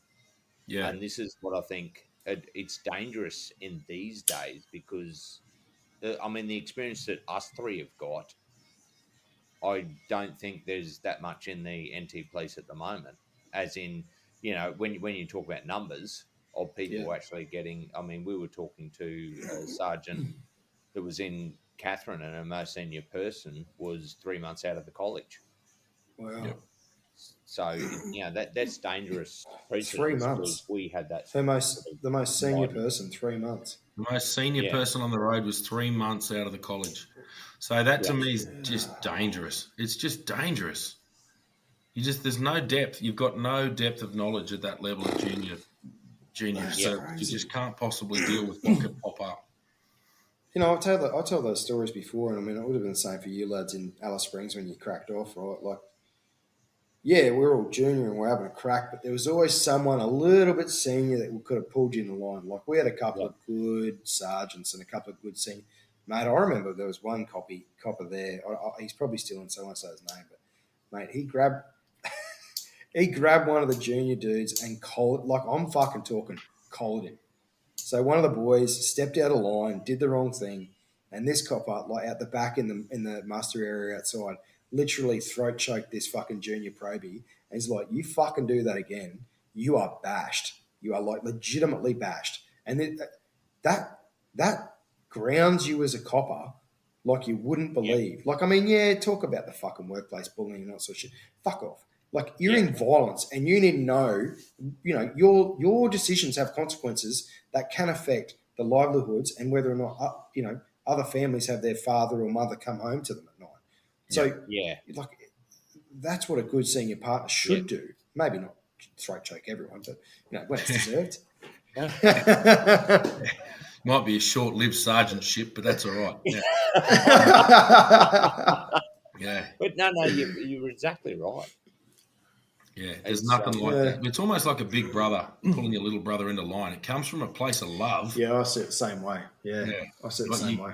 And I know it can't. It can also not. And this is where it's tricky. Yeah. Like, you can't write policy for this guy's a good guy, but he might clip you around the ears, but this guy's a piece of shit. You know, so I get that. Yeah. But, mate, especially from a well-respected dude who normally carries himself in the best interest to the guys and brings them together and looks after them and shows that care. Yeah. You can be tough. You can be a tough bastard. And sometimes it's pulling a bloke in the line. Listen here, young fella, you pull your head in. I've given an example on this podcast just a couple of episodes ago where a guy in Darwin City got sacked, young fella, Proby Connie. Cocky as hell, couldn't be told anything. This is way beyond the days of collaring someone in the fucking muster room just quietly. But it was... there was nothing. He wasn't on my patrol group, so he wasn't my problem to deal with. But he needed to be sacked, mate. He wasn't suitable for the job, and I don't think any level of pulling him into line would have worked. Like, I'll give you the example. He was working a bit with City Safe with us, and he wanted to call a guy out for a fight. He said, "I'll fight you. I'll take my belt off and fight you." What? Just wake up to yourself. What goes through your brain that you think you can do that? So that's what we did. Maybe 20 years ago or 30 years ago when we were riding horseback around, you know, like the bush. Yeah. on the main street of Darwin City. You de-escalate. We don't start fights. Yeah. So, we were dealing with that. But, I mean, that's the trouble. We're dealing with a human organisation, and it's humans to be human is to err. And the thing was, you learn those. There's nothing better than that real closeness of a practical skill, and you will never forget something that's occurred to you and you've been corrected then and there in a practical tone, not in front of everyone, just a quiet correction at the time, and then nothing further. Right, move on. You're part of the crew. Come on, mate. You're part of this team. Let's go. So you've been corrected, and now you're welcome. You're still part of this team. We've corrected you. You're part of the family. But it gets to a point where, you know, that's why, and especially as I got more senior and especially more in the investigative roles and middle management, senior sergeant, you'd come at that point, but you'd say, what happens to you is up to you. This is completely up to you. I've got no interest in the outcome, but and this is more the internal side of things. And not that I wasn't in toe cutters or anything, but it was just as a senior sergeant, as an acting. Middle management, it's HR, right? Like, you're dealing with HR matters. HR, mate. It was all HR. I wasn't a cop. I wore the uniform, but I wasn't a cop. I went to meetings and I organised rosters and I pulled people in, and that was all I did. I didn't. Yeah. I wasn't policing anything, except for the fact I was still a negotiator, and they sent me to deal with the wharfies who had to go to Howard Springs for 2 weeks on a drop of a hat. That was fun. Anyway, I dealt with that. I think you were out of the job by then, but we had a car full of you boys and an unmarked Hyundai just down the road ready to roll because I thought we're on for sure here. Anyway, and we were unarmed. We deliberately went in unarmed so that we showed no threat. We're not here to do that. We're here to talk to you. But I said, but I like to keep an ace up my sleeve, and I've got an ace down there with M4 assault rifles, so I got my shit covered. And they don't fuck around. Yeah. So it was it was a time. Not at all, mate. So Hosko, mate, that's been really good. I appreciate that. You've talked through. I think you've explained that. Like you explained that whole situation really well. It'd be a very rare number of people, or a very rare trait, to be able to explain that. And I do appreciate you sharing that, because it's also, it's a professional issue, but it's also a personal thing. So you would have gone through, there would have been some emotions involved in that. So you've gone through the it. funny thing is, Damo, that the one emotion that came out of that was, this is going to possibly sound conceited, but it was pride. I was really proud of the training that it was a direct result of the influence of the guys that trained me. You know, the old school sergeants that ran that section, the way that it should have been run, to, like the berating that we got when we were new boys to just shut up and listen and do the hard yards, is the reason that me and Chris and Alo and anyone else at that job that night went home. Was because when I started, we were told to do the job properly, and it's a 0.1% margin of error, and I carry that over into my current work. You don't get a second shot at what you're doing. When the time comes, you have to deliver your services to the nth degree. So, like when that finished, and I said to Mel, and that felt like a training scenario, I honestly felt proud. That's all I felt. I just felt really proud. I wasn't upset or sad or angry or scared or anything like that. I was just really proud that what I'd been trained to do, I'd executed at the time in the absolute best way. And I mean, like, not just the shooting, but also the critical medical care. Packaging this guy up, doing the full remit, not the driving from there to there in 7 minutes. So I was there to back the boys. Like, it was the full thing. That's what made me feel proud. I'm glad you're proud of it, mate, because I know. Sorry, Shilty, we were proud of it. I remember being very proud. Yeah. Sorry, Shilty, what were you going to say? No, mate, exactly the same. Like, the aftercare, all that sort of thing. It just shows your professionalism, and we've spoken about that before with the recent things in New South Wales. But that's what you do. That's what it is. That's what the job's about. It's about protecting life, but also preserving it. Yeah, so, that's a good way to describe it, which is exactly what happened. I've not thought about that, protecting life and preserving it. Yeah. So, mate, I think you segued nicely there. You said that you've carried that over into your current role. So tell us more about that. Yeah, so I think that was, like, of the critical incidents that I was involved with in TRG, that was probably right at the top. I'm sure some of the boys have got a better memory than me and some other stuff. I was trying to think about other things that might have happened along the way, but nothing really sort of takes the cake in comparison to that. A few search and rescues, a few hostile offenders, a few, mobile snatch and grabs, that sort of stuff. But the majority of the work that I actually did was around dignitary protection. And not long after that shooting, I was selected to go to the ANZ CDC National Skills Enhancement course for dignitary protection. So ANZ CDC is the Australian New Zealand Counter-Terrorism Committee. The National Skills Enhancement course is run by ANZ PAA, the Australian New Zealand Police. I'm going to fuck up the last two A's, but they're like the overarching body that sees what the national policing curriculum is. And then dignitary protection is looking after what are recognised as internationally protected persons under the Geneva Convention. So you're talking about like heads of state, heads of finance, royalty, visiting guests of government, governor generals, that sort of stuff. So I'd been involved in a bunch of dignitary protection jobs, probably because of that background in surveillance. And after that skills enhancement course in 2015, I stayed in TRG for on and off for another year and a half. And then in 2017, I had an opportunity to apply for a position with the company I currently work for, Panoptic Solutions. And it was an operations position managing executive protection through Southeast Asia and Australia. Panoptic Solutions had sort of been founded in about 2010. It was run by a guy who was a military close personal protection instructor. He'd come from the Air Force, I'll screw it up. He calls it the ADG, Airfield Defence Guard. I'm not a soldier's asshole.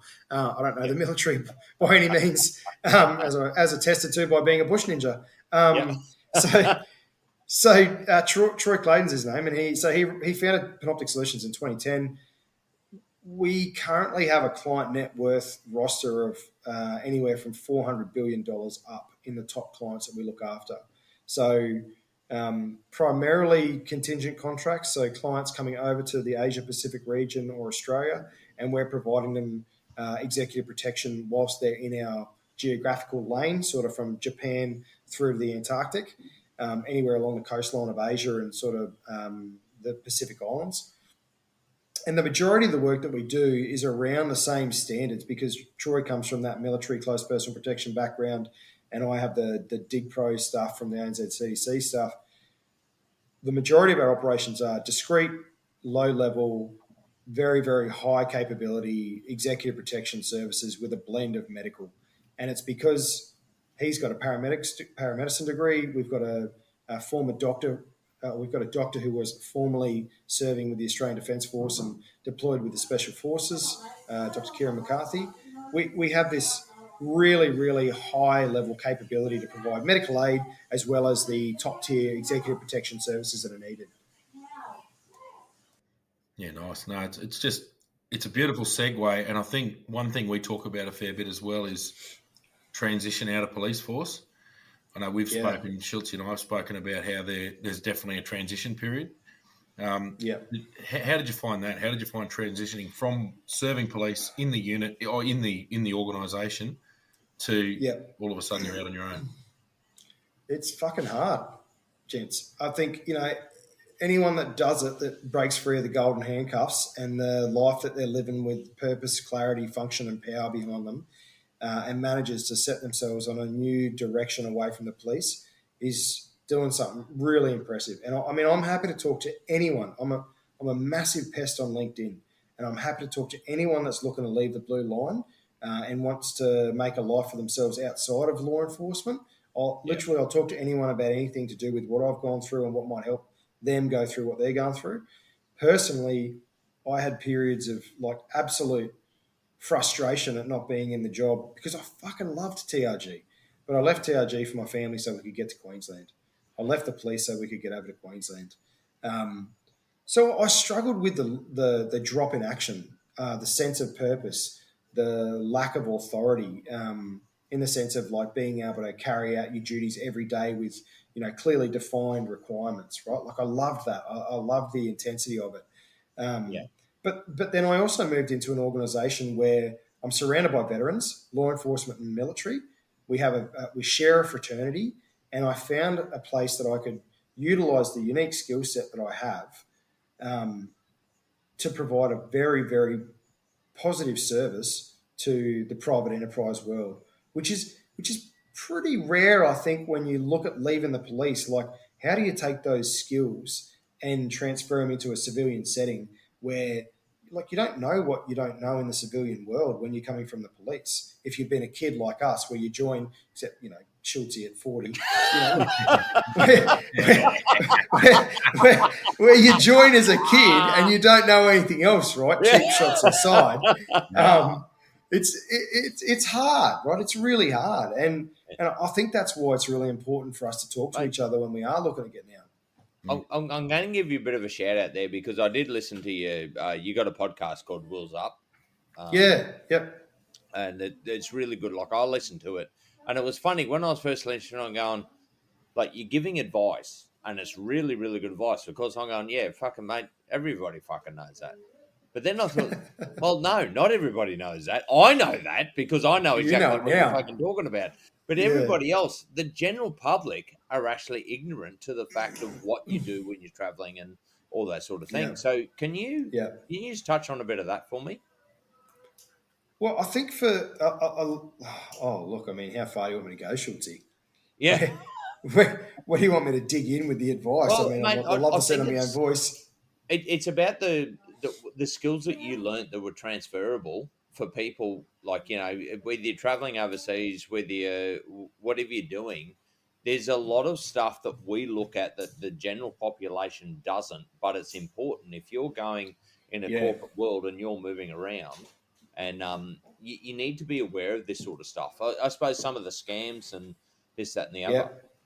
I reckon the two things that stand out for me, that the strongest that I've taken away, and it's not the physical use of force stuff. It's nothing to do with the hands-on gear. It's complex problem solving. As a police officer, you are used to coming into completely uncertain scenarios, and you can take this away with anything, whether it's a workplace, personal, whatever. Police officers are absolute weapons at solving complex problems under a very finite period of time. You turn up to a domestic situation and you've got a number of parties that you've got to separate, investigate, solve, and figure out with the threat of lethal force or violence of action, or the coroner's constable coming up and screwing you over. Not screwing you over, Barb, but you've got all these judges. That's for the armpits, you dirty dog. Cold blood. Complex problem solving as a police officer is absolutely one of your key traits that you take away, right? You are an absolute weapon at it. I don't care whether or not you're a school-based connie or a jury fucker, you're still good at it. The other one is risk. Now, I think a lot of people get caught up in, and there's some confusion around this, and there's way smarter people than me that know about it, but we get so fixated on understanding how good we are at dealing with risk, and we forget as police officers that what we actually see are vulnerabilities and threats to those vulnerabilities, and we are some of the best people or employees to deal with threats and vulnerabilities to either mitigate or avoid risks in the first place. And those two things are so incredibly transferable, let alone your communication skills, your computer literacy, your ability to write, your professionalism, your understanding of dealing with diverse communities. Like, it's just about synthesizing what you know and turning it into what you need. Yeah. I think it's something you don't realise how much you actually learn in the police until you actually get out and see a lot of other industries. Sorry, mate. A saying I love is you don't know what you know. And it's so true. Yeah. I came out, mate, we talk about momentum. I left the police force, and Ema, my wife, said to me, excuse me, she goes, I want you to do nothing for 3 months. And I thought, I can't do nothing for 3 months. Within the first week of leaving, getting back and living down on the farm, I'd go like, we need milk. I'm going to Dorrigo. It's a 80-kilometre round trip. I'm going for a bottle of milk. I was hyperactive. I was just hyperactive. That's nothing in the police, Damo. Hey, I was just looking. That's nothing in the police. Oh, God, no. But I was looking for it. I was just looking for stuff. I was like, man, the world is moving too slow. What is going on? Yeah. What I realised was that the world's not moving too slow. My brain's moving too fast. Yeah, man. So what's happened is it's funny now that people say, and I've been around lots of cops. I did a Bali trip 18 months after I left, or 12 months after I left the police. And it took 2 days for these dudes to wind down. And they're good mates of mine, really good mates. And it was beautiful for me because I was back with my people. Like, it was magnificent for me. Yeah. One thing I did notice was that their brains were spinning at 1,000,000 miles an hour, just looking for stuff. Yeah, what do we got now? What are we doing? What are we doing? It's like, boys, we're in fucking Bali. Chill. And I remember going, I'm extremely relaxed compared to these guys, and I'm the tense one at home.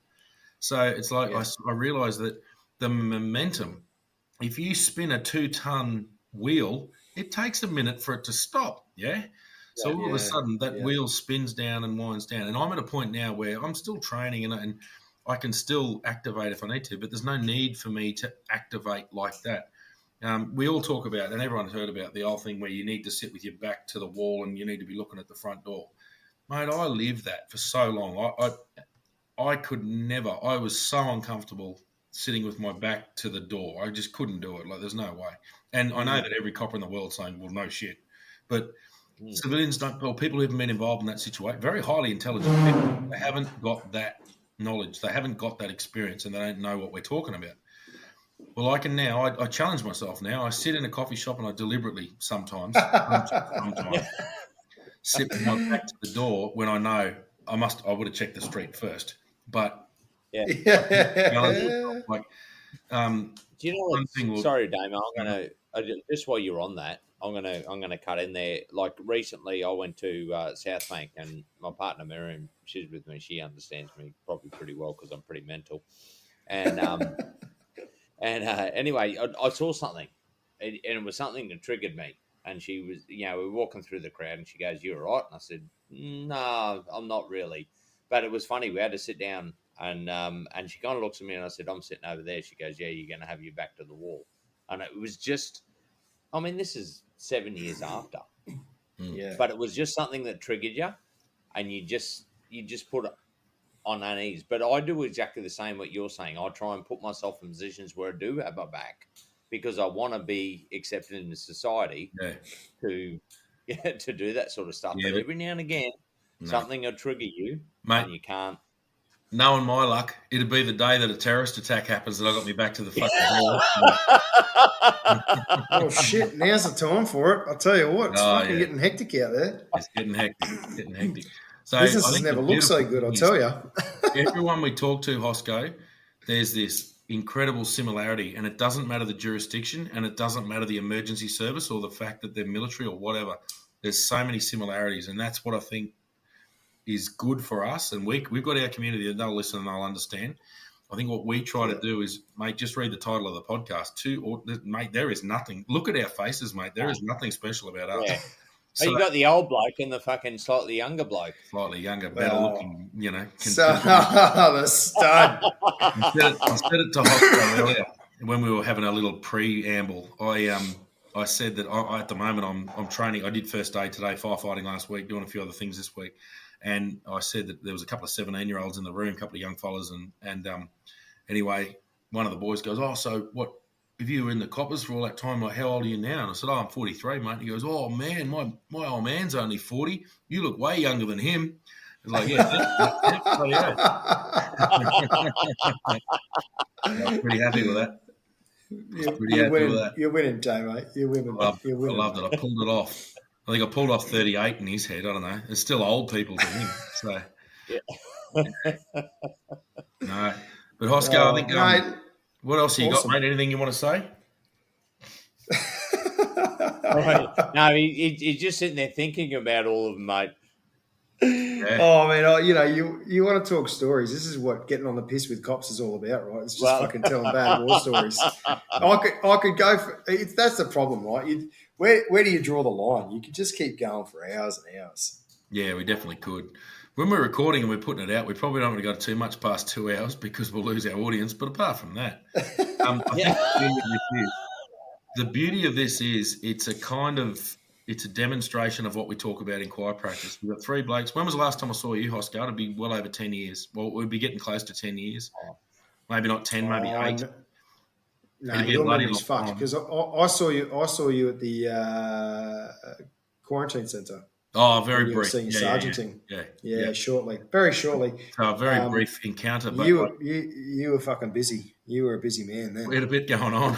That was a good job. I enjoyed that. It was totally different, but the challenges were monumental, and that was really interesting stuff. I know people go, "Oh, you bloody quarantine! Yeah, you're dealing with quarantine." Ha ha ha! It's like, yeah, but I tell you what happened when I was chasing really serious criminals. I never had an email from the Commissioner of Police that said you have 7 minutes to respond directly to me. Get this information now. When I was working in quarantine, mate, I had 7 minutes to respond to the Commissioner. And then about 2 minutes after I responded to him, we turned the ABC News on and watched the media conference where he quoted my email word for word. So pressure was on, mate. Pressure was on. Hey, pressure. Talking of politics, Damo. Oh, it was great. I loved it. I did enjoy it. And it's flowed over to the firefighting, fire training world. It's flowed over to that incident management team. Pressure's on, and it's just, here we go. I'm in my element. Thank Christ this stuff still exists. I love it. And it just, the pressure's on, the problems are there. Hosko, I could not have said it better myself. The transferable skills from quite relatively young people is incredible. Yeah. The ability to deal with pressure, be able to make very dynamic decisions with limited information. This is more to the police, this young serving police. You are gaining incredible skills. Don't think for a second if you feel like you need to do something else. Don't get me wrong, I'm not encouraging everyone to leave the cops because we need cops. But yeah, spot on. it's if you need to get out, you've got skills. Well, look, I'm just going to segue there, mate. When you were talking about that one of those first incidents in Tennant Creek, like I Yeah. was just sitting there and imagining how spun out I would have been as a young cop. That was crazy, man. Because the amount of decisions you had to make split second was phenomenal.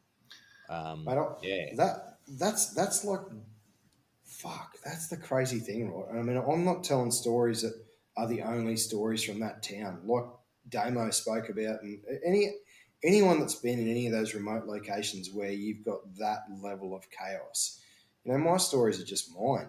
There are some incredible things that would have happened that I wouldn't even know about that, I wish we could highlight, because there's absolute acts of heroism that don't ever get brought to light. And they're just general duties coppers just doing the most incredible things. And let's not take away or forget, even, 2 hours in, fireys. The hose ferries and pole dancers, like, they do some of the most incredible work for, saving people from accidents, or like tearing cars open to keep people alive, or they're incredible people. And the same for the ambos. Like, frontline services, they just don't get corrections, the forgotten service, right? Mate, corrections. The ones that are looking. Yeah. Yes. Take my hat off to those blokes, and more people should, because they get forgotten about so quickly. Yep. Yeah. I had a friend in corrections, and he used just to one. actually. Don't associate with those dirty dogs. I'm just teasing all the screws out there. Yeah. And he said to me, he goes, I feel sorry for you blokes, like fucking dealing with it. I said, you know what? At least we get to see the good side of life as well. Yeah. I said, you get to see the shit that we put away. Yeah, man. And that's all you get. Yeah. You don't get anything. There's no, there's no, like, I mean, the forest we always talking about saving kittens and all that sort of thing out of the tree. We get to help the little old lady and all that sort of stuff. And the nurses, well, you're not helping nurses, Schultzy. No. Hey, you cheeky dog.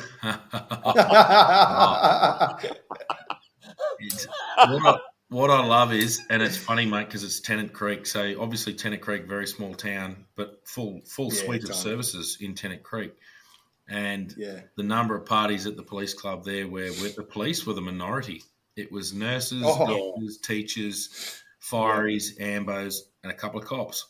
And it was just the best. It was so good. And the sense of humour was shared. It was absolutely and tradies. We had a mix of like a swath of tradies who were there as well. Yeah. It was just brilliant. It was all the working folk in Tennant Creek who just went about their life and just wanted to mix with people of a similar age and let their hair down. And the beauty of the police club in Tennant Creek was it was the ultimate safe space. We talk about a safe space. Well, in this safe space, mate, you could say anything and no one cared. And you could say anything against that and no one cared. You could say anything you wanted. What happened at the police club stayed at the police club, unless there was a problem and then we got investigated. But it was always that safe space. It was that you can go to the police club and know that you can just relax and you can completely relax. You are safe. And it was in a town where the town was pretty wild. We'll just add one caveat to that. Yep. And that is, at some point in Tennant Creek's history, some young police officers bought like a 70cc or maybe like a 50cc quad bike. And for this period of time, humans were jumped with this quad bike in the police club. So we would turn it into a racetrack out the back in that little garden area. And we would get the plastic tables, put it on a couple of Besser bricks, and then do like Evel Knievels over humans.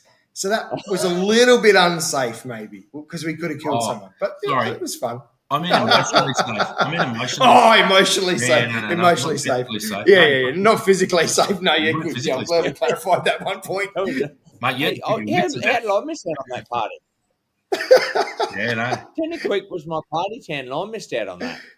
Mate, shit was pretty loose back in the day. It was a good time. Jesus. Well, mate, listen, mate, Hosko, it's been an absolute pleasure, and we've had a decent hit out. We're at 2 hours 15, so that's a good session. For all those people gents, it's been great. and said they wanted a longer podcast, we've delivered. But I think, mate, it's been really interesting. So you're a pretty unique character in that you've done general duties, remote policing, incorporating that physical surveillance unit stuff, which a lot of people are interested in. Geez, we could have talked about that for 2 hours. Some of the stuff you guys did for us was awesome. So we had some awesome physical surveillance stuff. Obviously, TRG. Yeah, some of those, I don't know if I'd be allowed to talk about all that because it's like national doctrine stuff. So like TRG, I can sort of talk about some. No, of the stuff and that's true. That's why these conversations we don't flirt with the line. Actually, we hang back from the line because there are things that even in my role, like I've got no interest in disclosing national secrets. It's not going to happen. So not that they're that secret. Like bloody hell, I'm not making myself out to be a spy. No, I know what you mean. We don't talk about. I know what you mean. Like, there are just things we don't talk about because there are still people employing those tactics and employing the way they do things. So that's why we don't talk about stuff. And it's not to make me cool because I ain't cool. So you're pretty cool. You're pretty cool. You're like Benjamin Button. Got a head you like don't age. It's like you're going backwards. It's like you're going backwards. Head like a what are you drinking out of Dorigo, mate? Hey, mate. Listen, one thing I just want to say as well, mate, I really appreciate you talking about the shooting. I know that you felt a lot of pride after that. Most welcome. I'm glad you were happy to talk to us because a lot of people would really love to hear that, and I think that's been covered. So that was really good. We appreciate that. Yeah. And we'll catch up, mate. We've got a few things in the pipeline down the track, and we'll probably talk about that when it occurs. And well, you blokes aren't too far from the Goldie, so it'd be good to catch up. And like seriously, if there is anyone that ever just wants to, current serving or looking to get out, or maybe you've got red blood, you're a dirty fiery, or you're paramedic, whatever. Big squishy, cuddly ambo. Nurses. Yeah. Log out. So, anything to say, Shelty, before you wrap it up? Mate, no, I think it's awesome, mate. I found out some stuff that I didn't know, and even every now and again, Damo brings up some stuff that he's probably mentioned before after one too many beers. But like that last one about the your search warrant in where was that? Connemara. Yeah, the search warrant. On that yet? That'll be interesting. Oh, yeah. I'd actually forgotten about that until you started talking about it. I'm going, shit, now I know what you're going to talk about. But look, mate, also you add a different perspective to what Damo and I have because you had that TRG, you lived that world. And you had to, it was hurry up and wait. And look, and I think a lot of people would be interested to hear what you guys have to say. And look, I'm going to give another shout out to your podcast, Wheels Up, because I think if you're actually traveling overseas and all that sort of stuff, it's well worth listening to. You'll learn some vital information and stuff that everyday coppers might think is pretty good, but also you have more specialised training in TRG than what we have. Yeah. So, thank you. Look, that stuff on Wheels Up, is predominantly aimed at corporate travellers going overseas, which is what we're trying to cater for. So, I mean, if there's stuff on there that helps, look, we're mostly APAC related in regards to what we do. But, like I said, I'm happy to talk to anyone. I mean, that's probably one of the curses of being in the cops, right? We'll just talk to anyone. Yeah. Yep. Definitely. Well, I think that's a wrap, Shelty. That's not a bad gig. No, right. That's Two Ordinary Cops signing off, and thank you, Ben, again for coming on. Cheers, lads. See ya.